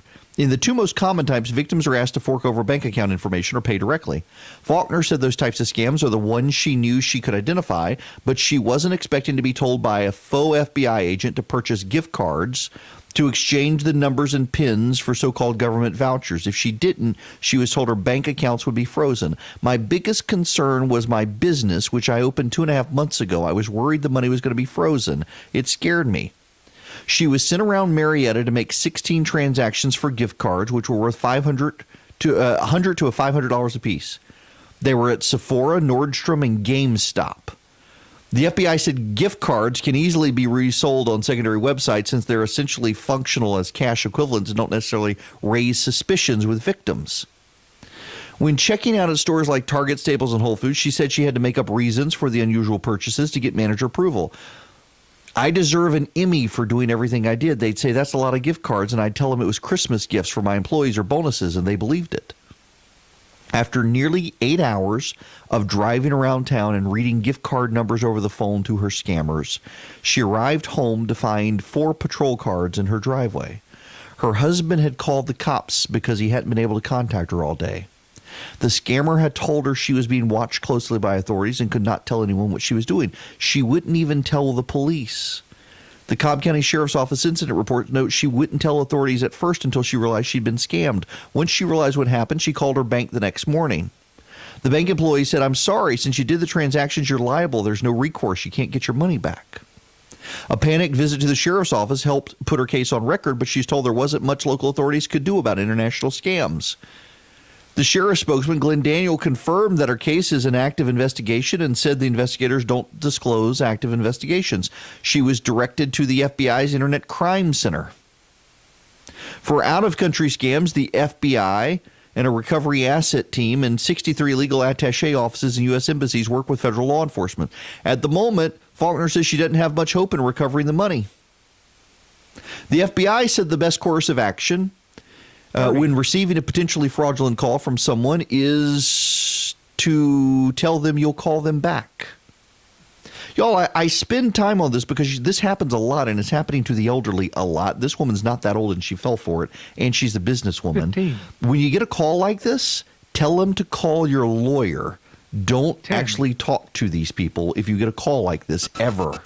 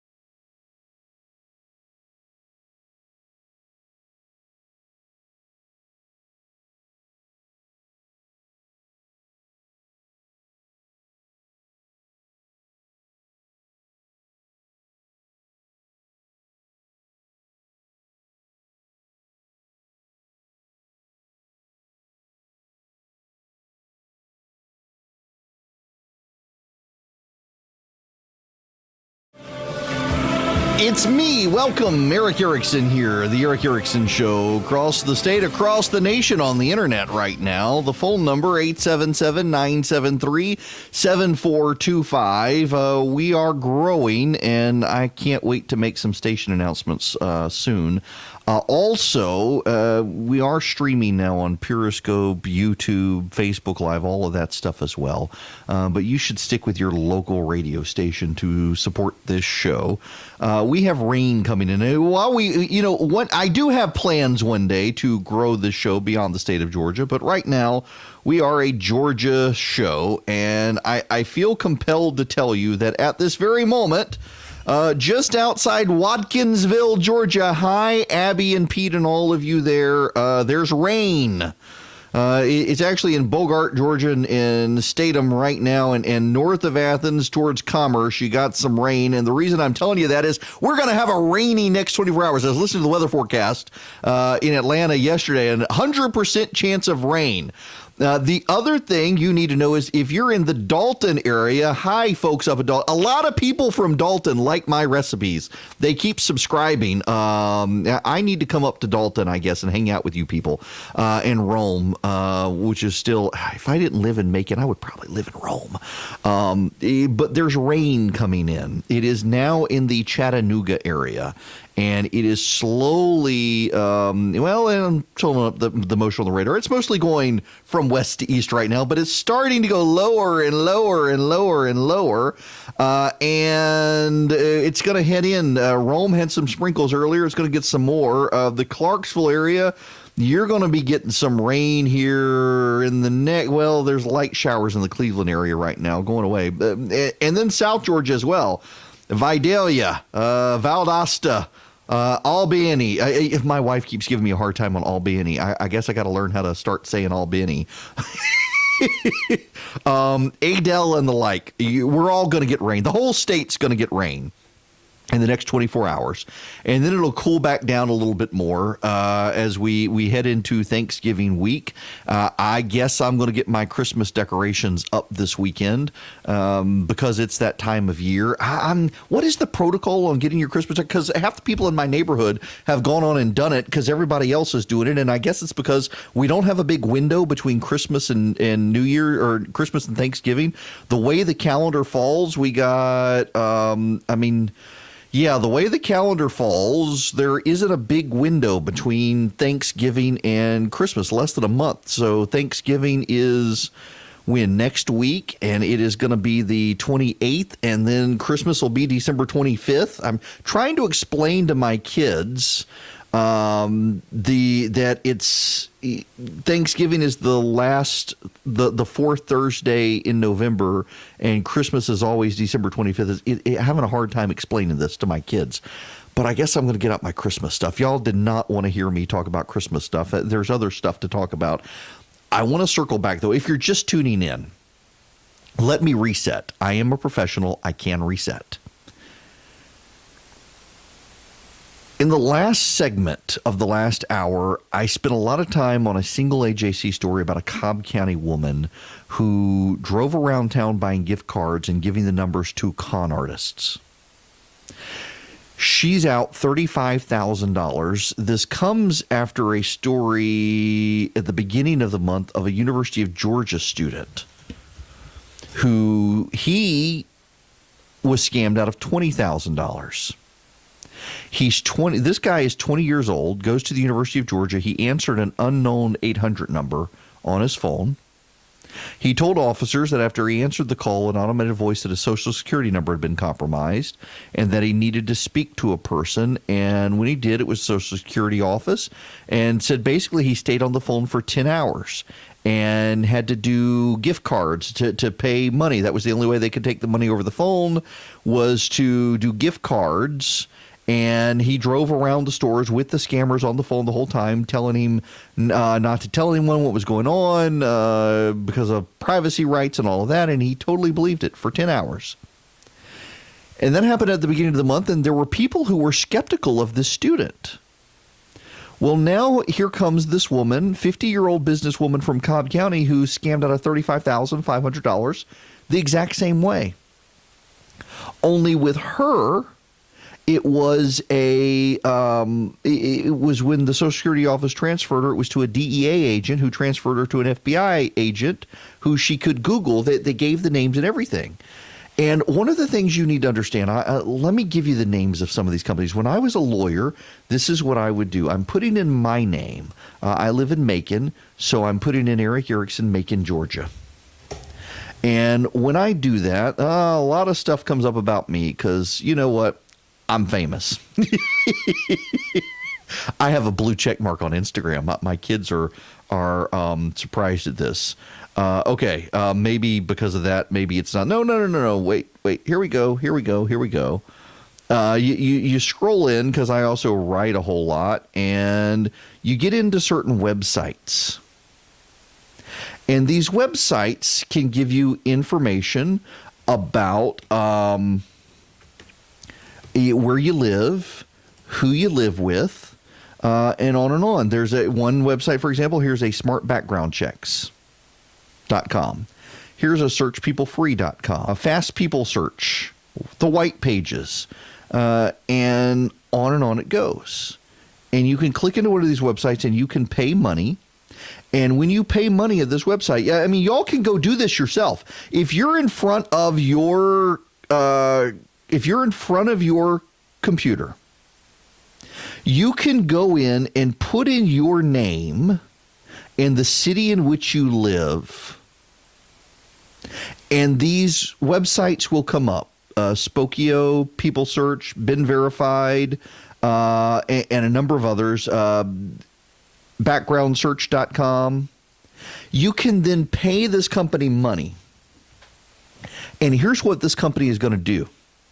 It's going to show you, based on credit reporting information more often than not, it's going to show you all the houses you've lived at, who lives in those houses with you, the vehicles you've owned.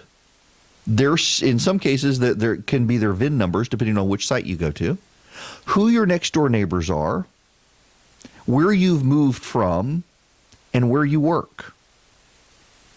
I used to do this as a lawyer when I was trying to serve someone. If I wanted to file a lawsuit against someone and I didn't know where they lived, I could go on, there was a website, we actually paid money for this particular website. And we could go onto this website, we could put in the basic information we knew. Let's just say Bob Jones, Athens, Georgia. And he lives on Broad Street. Just put in Bob Jones, Broad Street, Athens, Georgia. And it would pull up a list of all the Bob Joneses. And we could search all those. Let's say I know the guy, he worked for Boeing. So here's a Bob Jones, lives on Broad Street in Athens, works for Boeing. This must be him. Well, he's moved now. Now he lives in Bainbridge. And here's his address in Bainbridge. Yep, this is his wife. These are his kids. Yep, that's him. Okay, so this is his car. These are all of his assets that we know about. We can go serve. We can get the local sheriff down in Bainbridge to go serve this guy. And we know it's him. But more particularly, I could run the search and say, okay, I know this is Bob Jones. This is him. He lives in Bainbridge. He's got a Chevy Suburban. He's got a Ford F-150. I know, one of those Chevy Ford people crosses the brands. He's also got a bass boat. He's got a bass boat. Looks like he's got a bass boat, and he keeps it at Lake Blackshear. You can find out all that information on this website. So if I want to seize Bob Jones's assets, I know where to go. And you can get that information on the internet. It is readily available. If you want that information, you can go to one of these search websites. You can find that information. And if you're a con artist, you can find that information too. When I was in law school, one of my favorite professors, Mike Sabbath, was my contracts professor.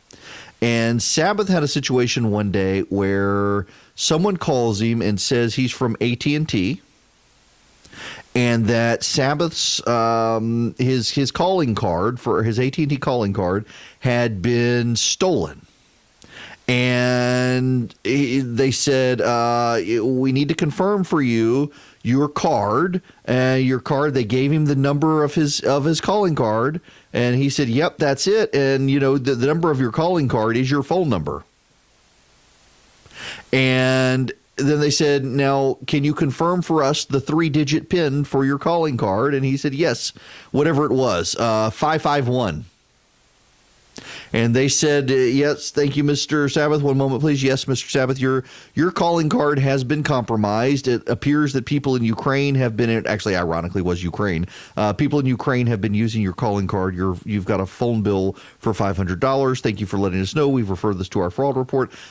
Please stand by with a piece of paper so we can give you the verification number. And while this is going on, and this is happening while we're in class, and the phone is beeping, phone's beeping. And Sabbath writes down the phone number, thanks to people very much, and hangs up. And there's a voice message from AT&T saying, please call us. And so Sabbath's like, I guess I just talked to him. Don't need to look. Well, the phone rang again. It was AT&T. And so he answers the phone. It's AT&T. And they said, Mr. Sabbath, we believe that your calling card information has been compromised by people in Ukraine. And he says, yeah, I know. You just talked to us. You just talked to me about it. He said, no, sir, we have not. He says, well, I just got off the phone with the guy about it. He said he wanted me to verify my PIN. And the guy from AT&T says, wait. We know your PIN, Mr. Sabbath. We would not ask you for your PIN. And he dropped a few bits of profanity, and they had rung up several $100s on his phone bill from Ukraine by using his AT&T calling card, which back in the day people had calling cards. I think you can still get calling cards for if you're abroad and you need to call home. There's a special number you can call and reroute it, and AT&T bills it on your phone bill or whatnot. But oh my goodness gracious, it all happened right there while we were in class. That scam. And they can do that to you. And so I raise the issue with you now because your parents probably have landlines. You may not.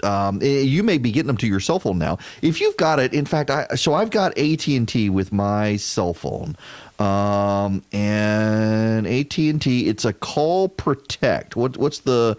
Yeah, if you have an iPhone or if you have Android, it exists as well. The app is called Call Protect, and I've got it on my phone. It's a free app from AT&T. Verizon has one similar. Sprint and T-Mobile have the same thing. Basically, you go into your store and you can just search for your phone carrier, and they'll have it. And so when I get a call, this Call Protect app launches and it tells me possible scam or telemarketer or what, and it blocks a lot of calls. And with your iPhone now, in fact, if you've updated to the latest system, if you go into your system, you got iOS 13, you go into settings, you go into phone, and there's an option when you get into settings and then to phone, it says silence unknown callers, and you click this.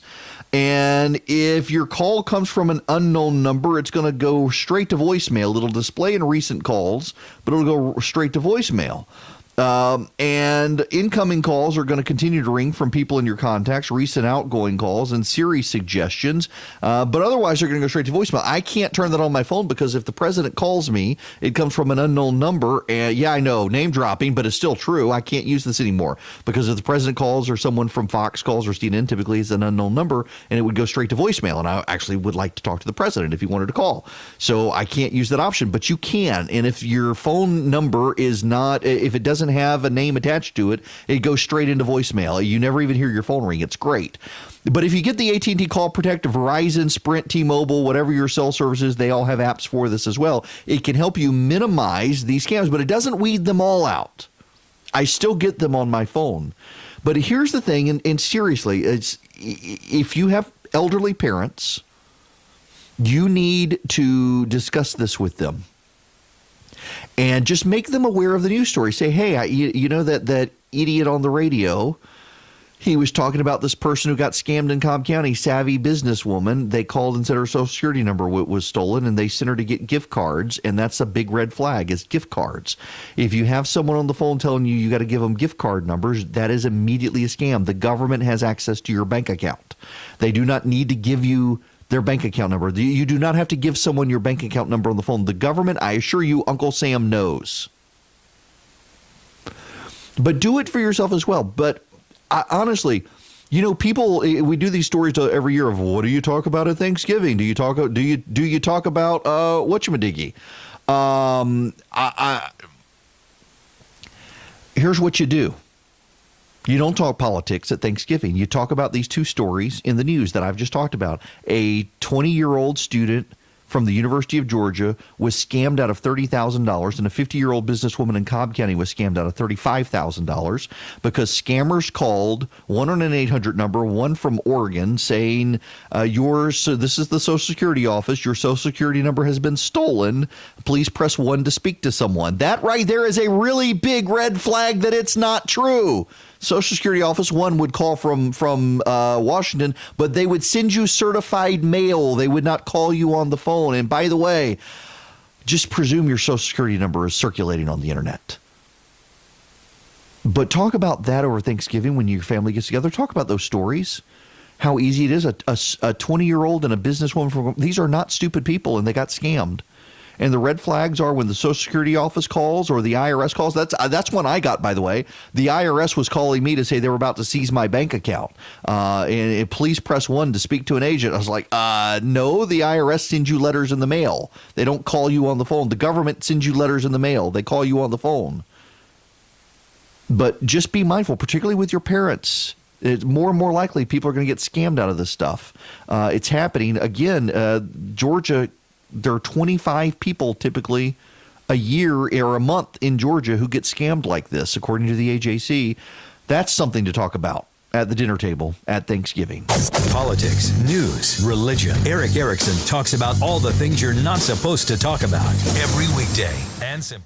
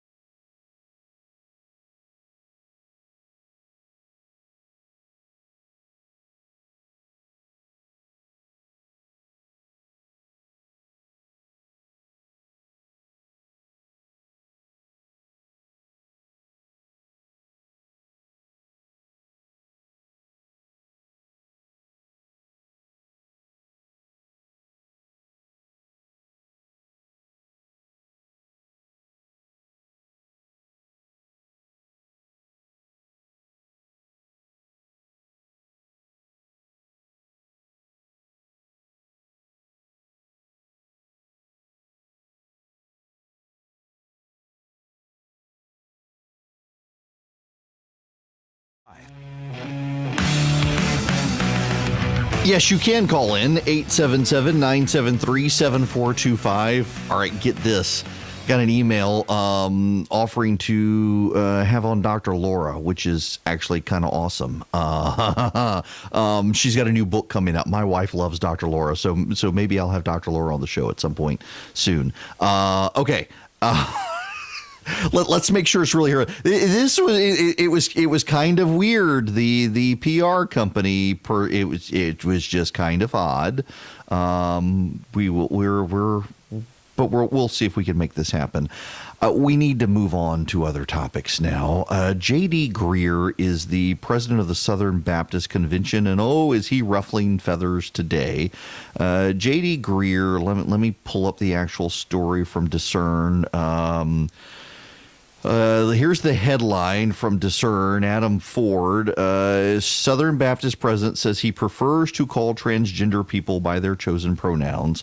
He calls it pronoun hospitality. He did an Ask Me Anything episode of his podcast and says there's a spectrum of generosity of spirit versus telling truth.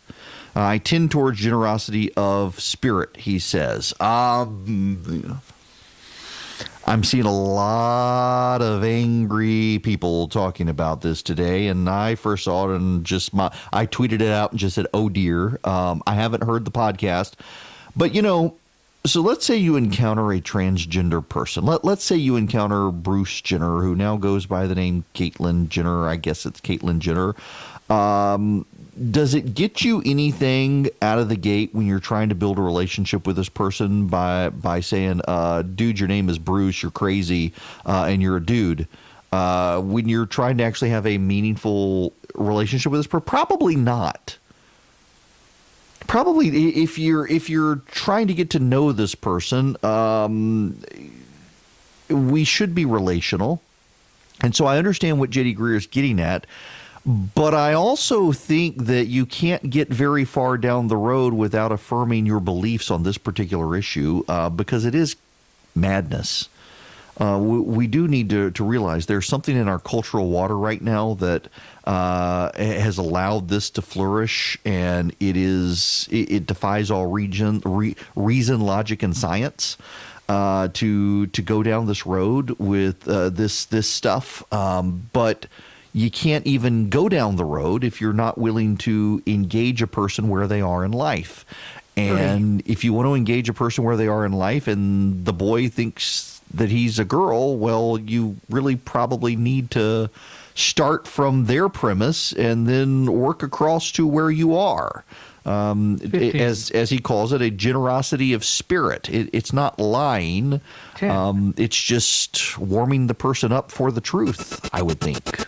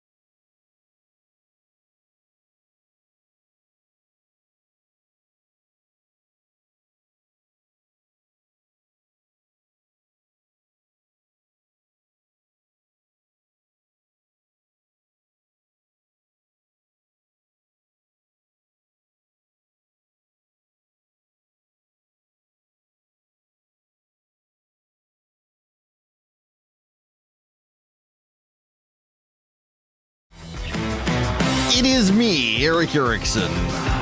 The phone number, 877-973-7425. On Monday, I'm not going to do any more this week. Y'all have gotten enough from me in your email box. But so every Thanksgiving, I take my turkey and I turn it into gumbo. I'm a native of Louisiana. Before my mother would allow me to leave the state to go to college, she had to teach me how to make gumbo and jambalaya and the like. And so every Thanksgiving, I turn the turkey into gumbo after we've had our turkey for Thanksgiving. All the leftovers go into the gumbo pot and make a gumbo. And on Monday, I've done a video even. I have done a video. I will show you how to make gumbo. And I will give you my gumbo recipe. So text recipe to 33777. And it's not hard. The hardest thing about gumbo is making the roux. All you got to understand is get your vegetables chopped up first and then spend 30 to 40 minutes with the roux over medium heat, and you'll be good.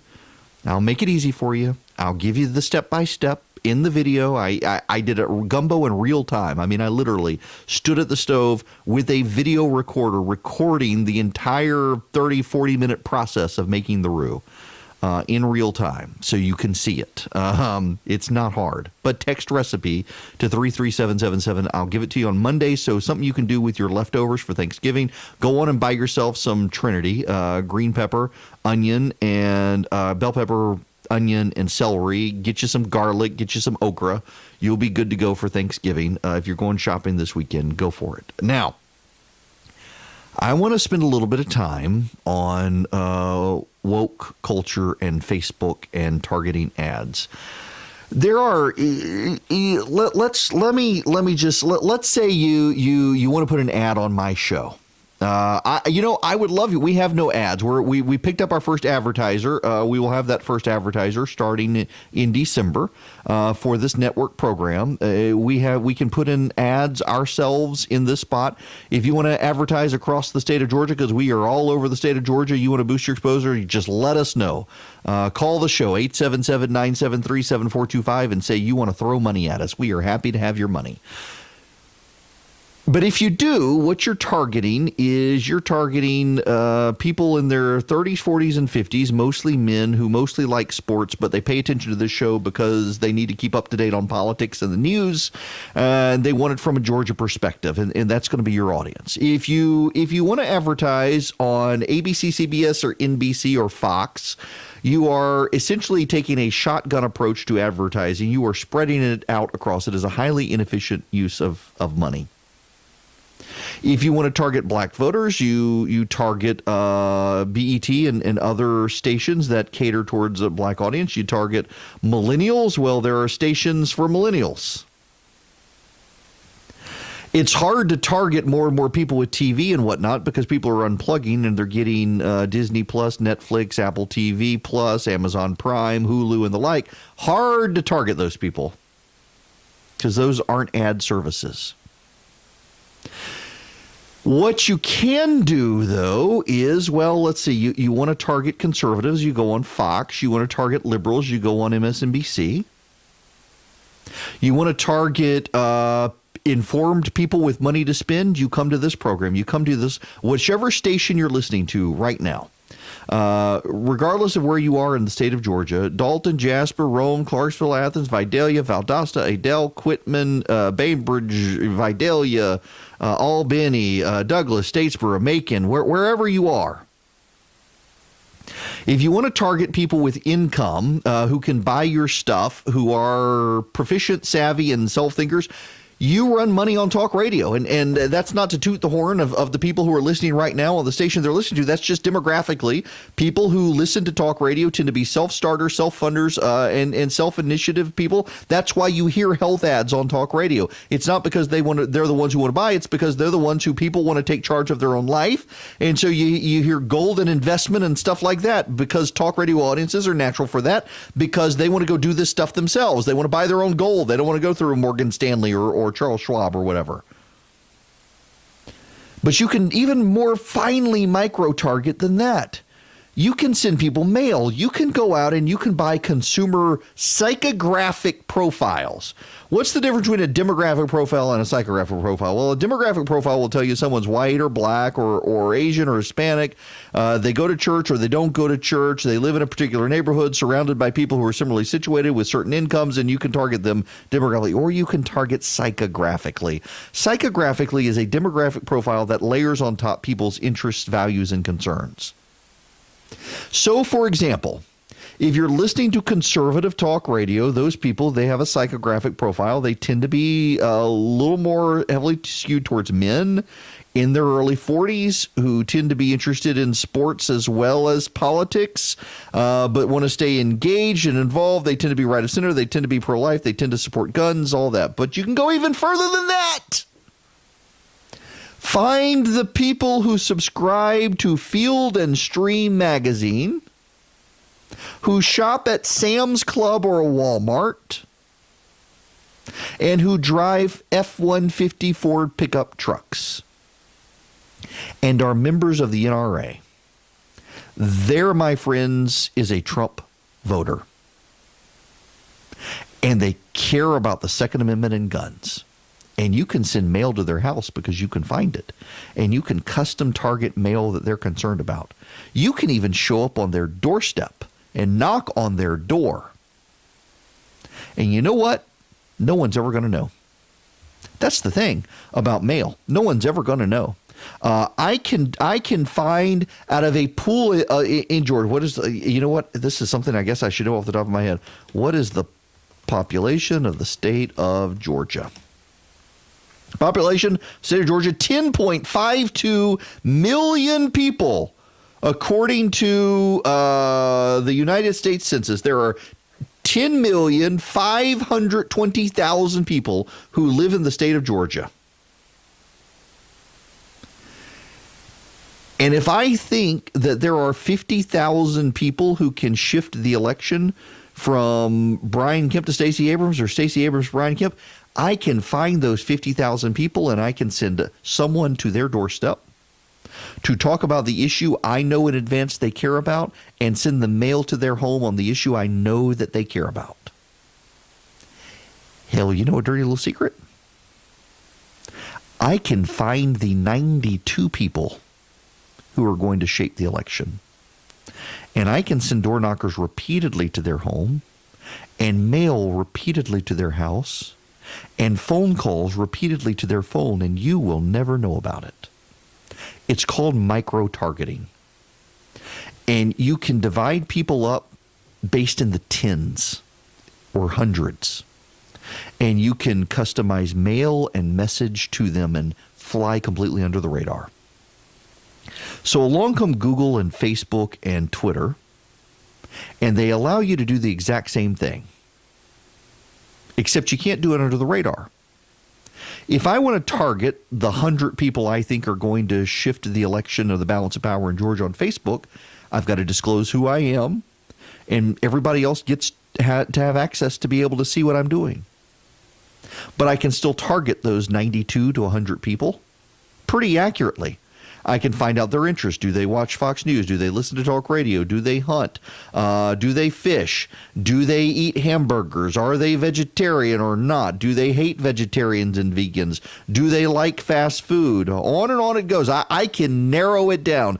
Do they live in Pickens County, Georgia? In fact, do they live within 10 miles of the Jasper, Georgia courthouse? Do they live within 10 miles of there? Do they go to McDonald's? Do they own an F-150 pickup truck?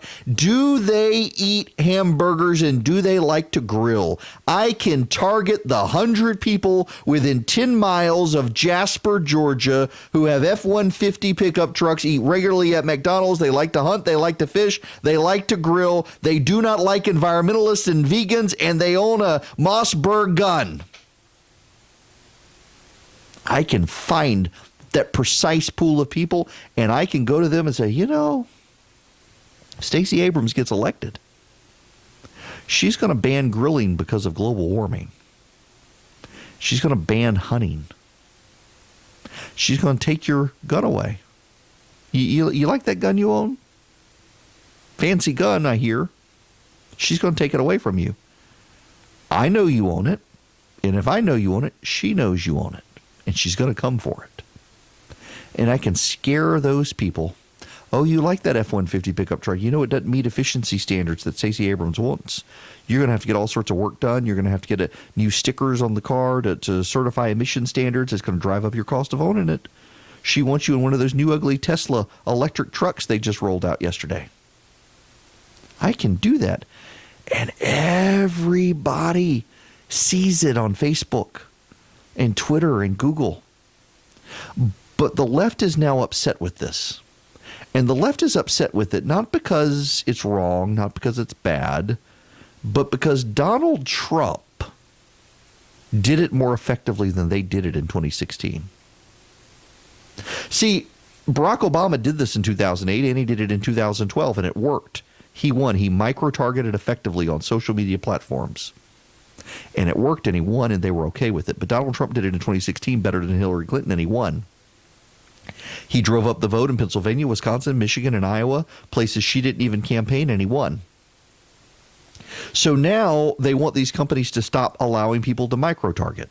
And Google and Twitter realized that, well, this will help the Democrats if we stop. So they've decided to stop.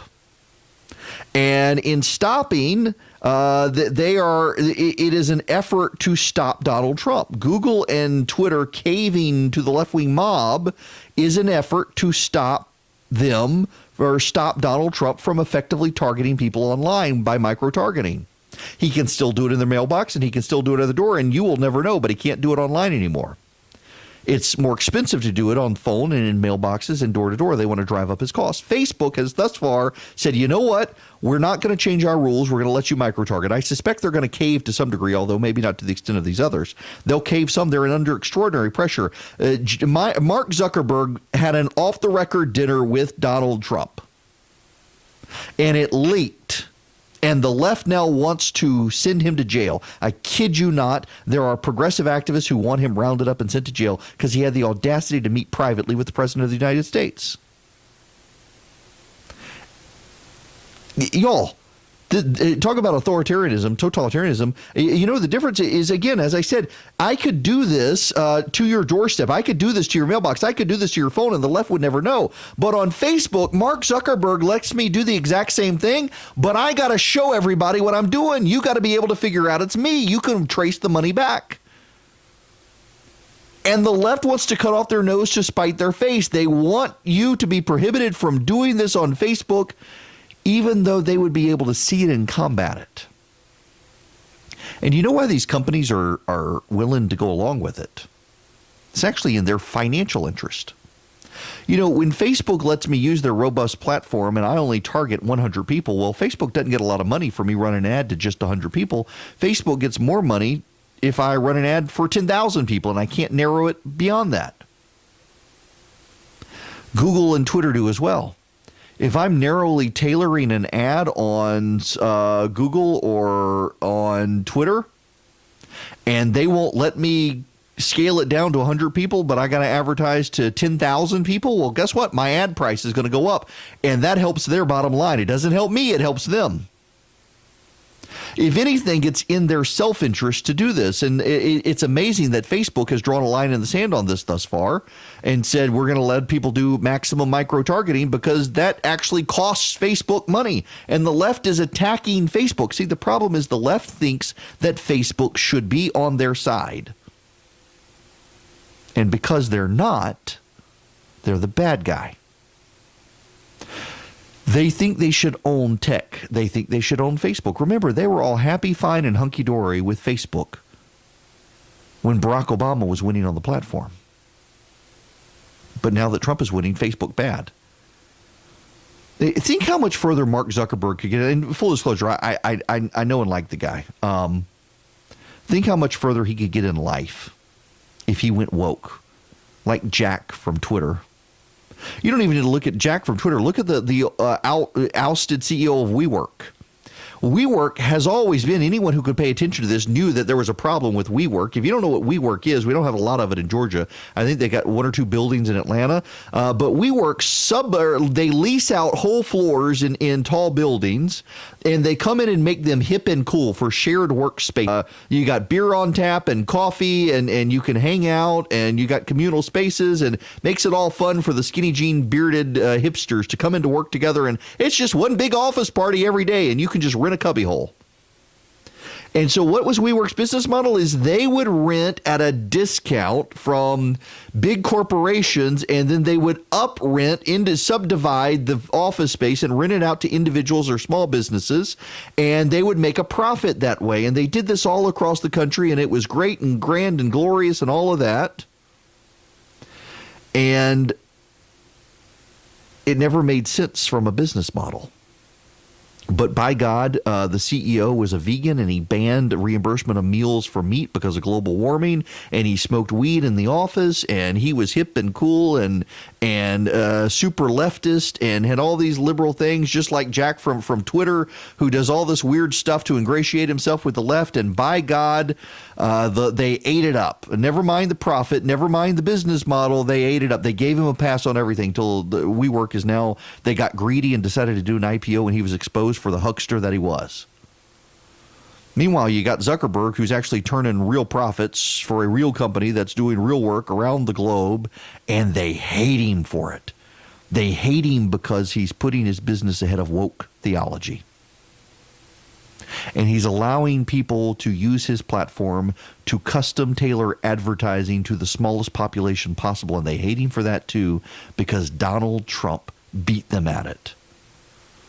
It is amazing to see an entire company vilified because Donald Trump got good at using their platform. You know, Tim Cook, the CEO of Apple, woke CEO Tim Cook, he's being vilified by the left today for allowing Donald Trump a photo op at an Apple Mac facility in Austin. He's being vilified by people who love the guy. They're livid with him for giving Donald Trump a photo op in Austin, Texas at an Apple facility.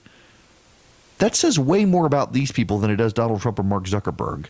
And credit to them for Zuckerberg in particular, given where he lives and what he does and who he works with, that he's been able to stand up to all of this nonsense for so long. News and in-depth analysis from Erick Erickson, live 5 days a week and always online at The Resurgent.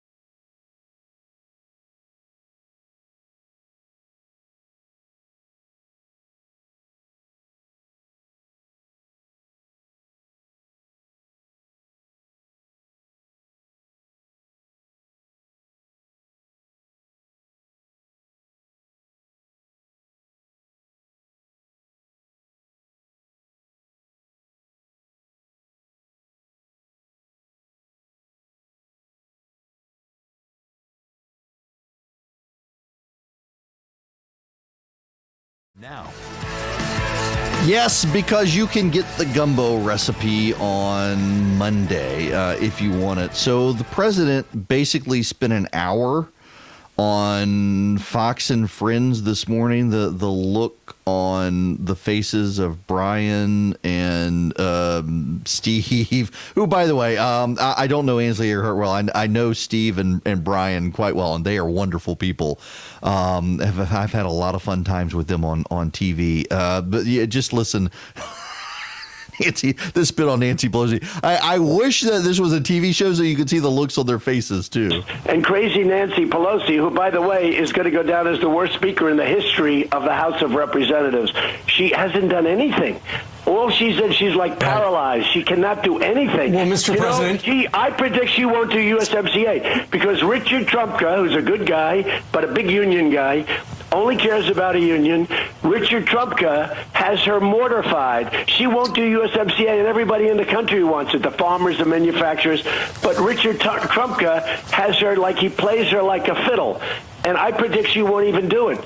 And by the way, she's got such pressure on her to do it. All she has to do is put it to a vote. Right. She's holding it for 6 months. It's growing dust on her desk. And Mexico and Canada are calling saying, what's going on? Yeah. Where's our agreement? They signed it. They're all set. Also, he went after Ducey on the whistleblower stuff. I think that will be explosive. The greatest political scandal in the history of our country. And if we could just now let's switch and let's talk a little bit about 2020. Oh, I'd like let me just interrupt for a second, Mr. President. You said we know the name of the whistleblower. We've seen names on the internet. We have no idea who the whistleblower is. Right. No, I don't believe. Steve, can I tell you? I know you. I don't know. I've seen names, but I don't know who it is. But it's a. All right. I don't think Steve has ever told a lie, Ainsley and Brian, in his life. But that one, I'm sort of thinking, come on. So you expected you're a great person. I'm always telling people I watch your show in the morning. I don't watch the other garbage. No, we've seen names online, but Mr. President, we don't have any verification. Yeah, and it doesn't matter. It doesn't matter anyway. We're not going to use it. We're not going to use it. Verification. Yeah. You know exactly who it is. Right. Okay, but I like that you say that. Right. So Mr. President, you expected impeachment vote. You expect to get impeached, and would you say you said you embrace the idea? I don't expect it. You don't expect. That just. Oh man, seriously, let's just acknowledge that the last 3 years have been amazing for TV with the President of the United States this engaged, particularly with one TV show. Oh my gosh. Oh wait. One more clip. We can't play it all because we're almost out of time, but there's also the George Conway bit. The only reason he's not going in is because I'm saying it's going to affect our trade deal. You don't want to do that. President, I speak to him. So you're running in 2020, and many people we all just assumed your vice presidential nominee would be Mike Pence, but then we're reading headlines about Kellyanne Conway's husband saying that Nikki Haley's fighting for that position. I'm a South Carolinian, originally from South Carolina. Nikki Haley was our governor, and I know she really did a good job as an ambassador. So who's going to be your running mate in 2020? No, she's great. Well, look, first of all, Kellyanne is great, but she's married to a total whack job. I think she must have done some number on him, Ainsley. I don't know what Kellyanne did to that guy, because I don't even know him. I mean, I met him for George second. Okay. He reiterated Mike Pence will be his vice president, by the way. Y'all have a good weekend.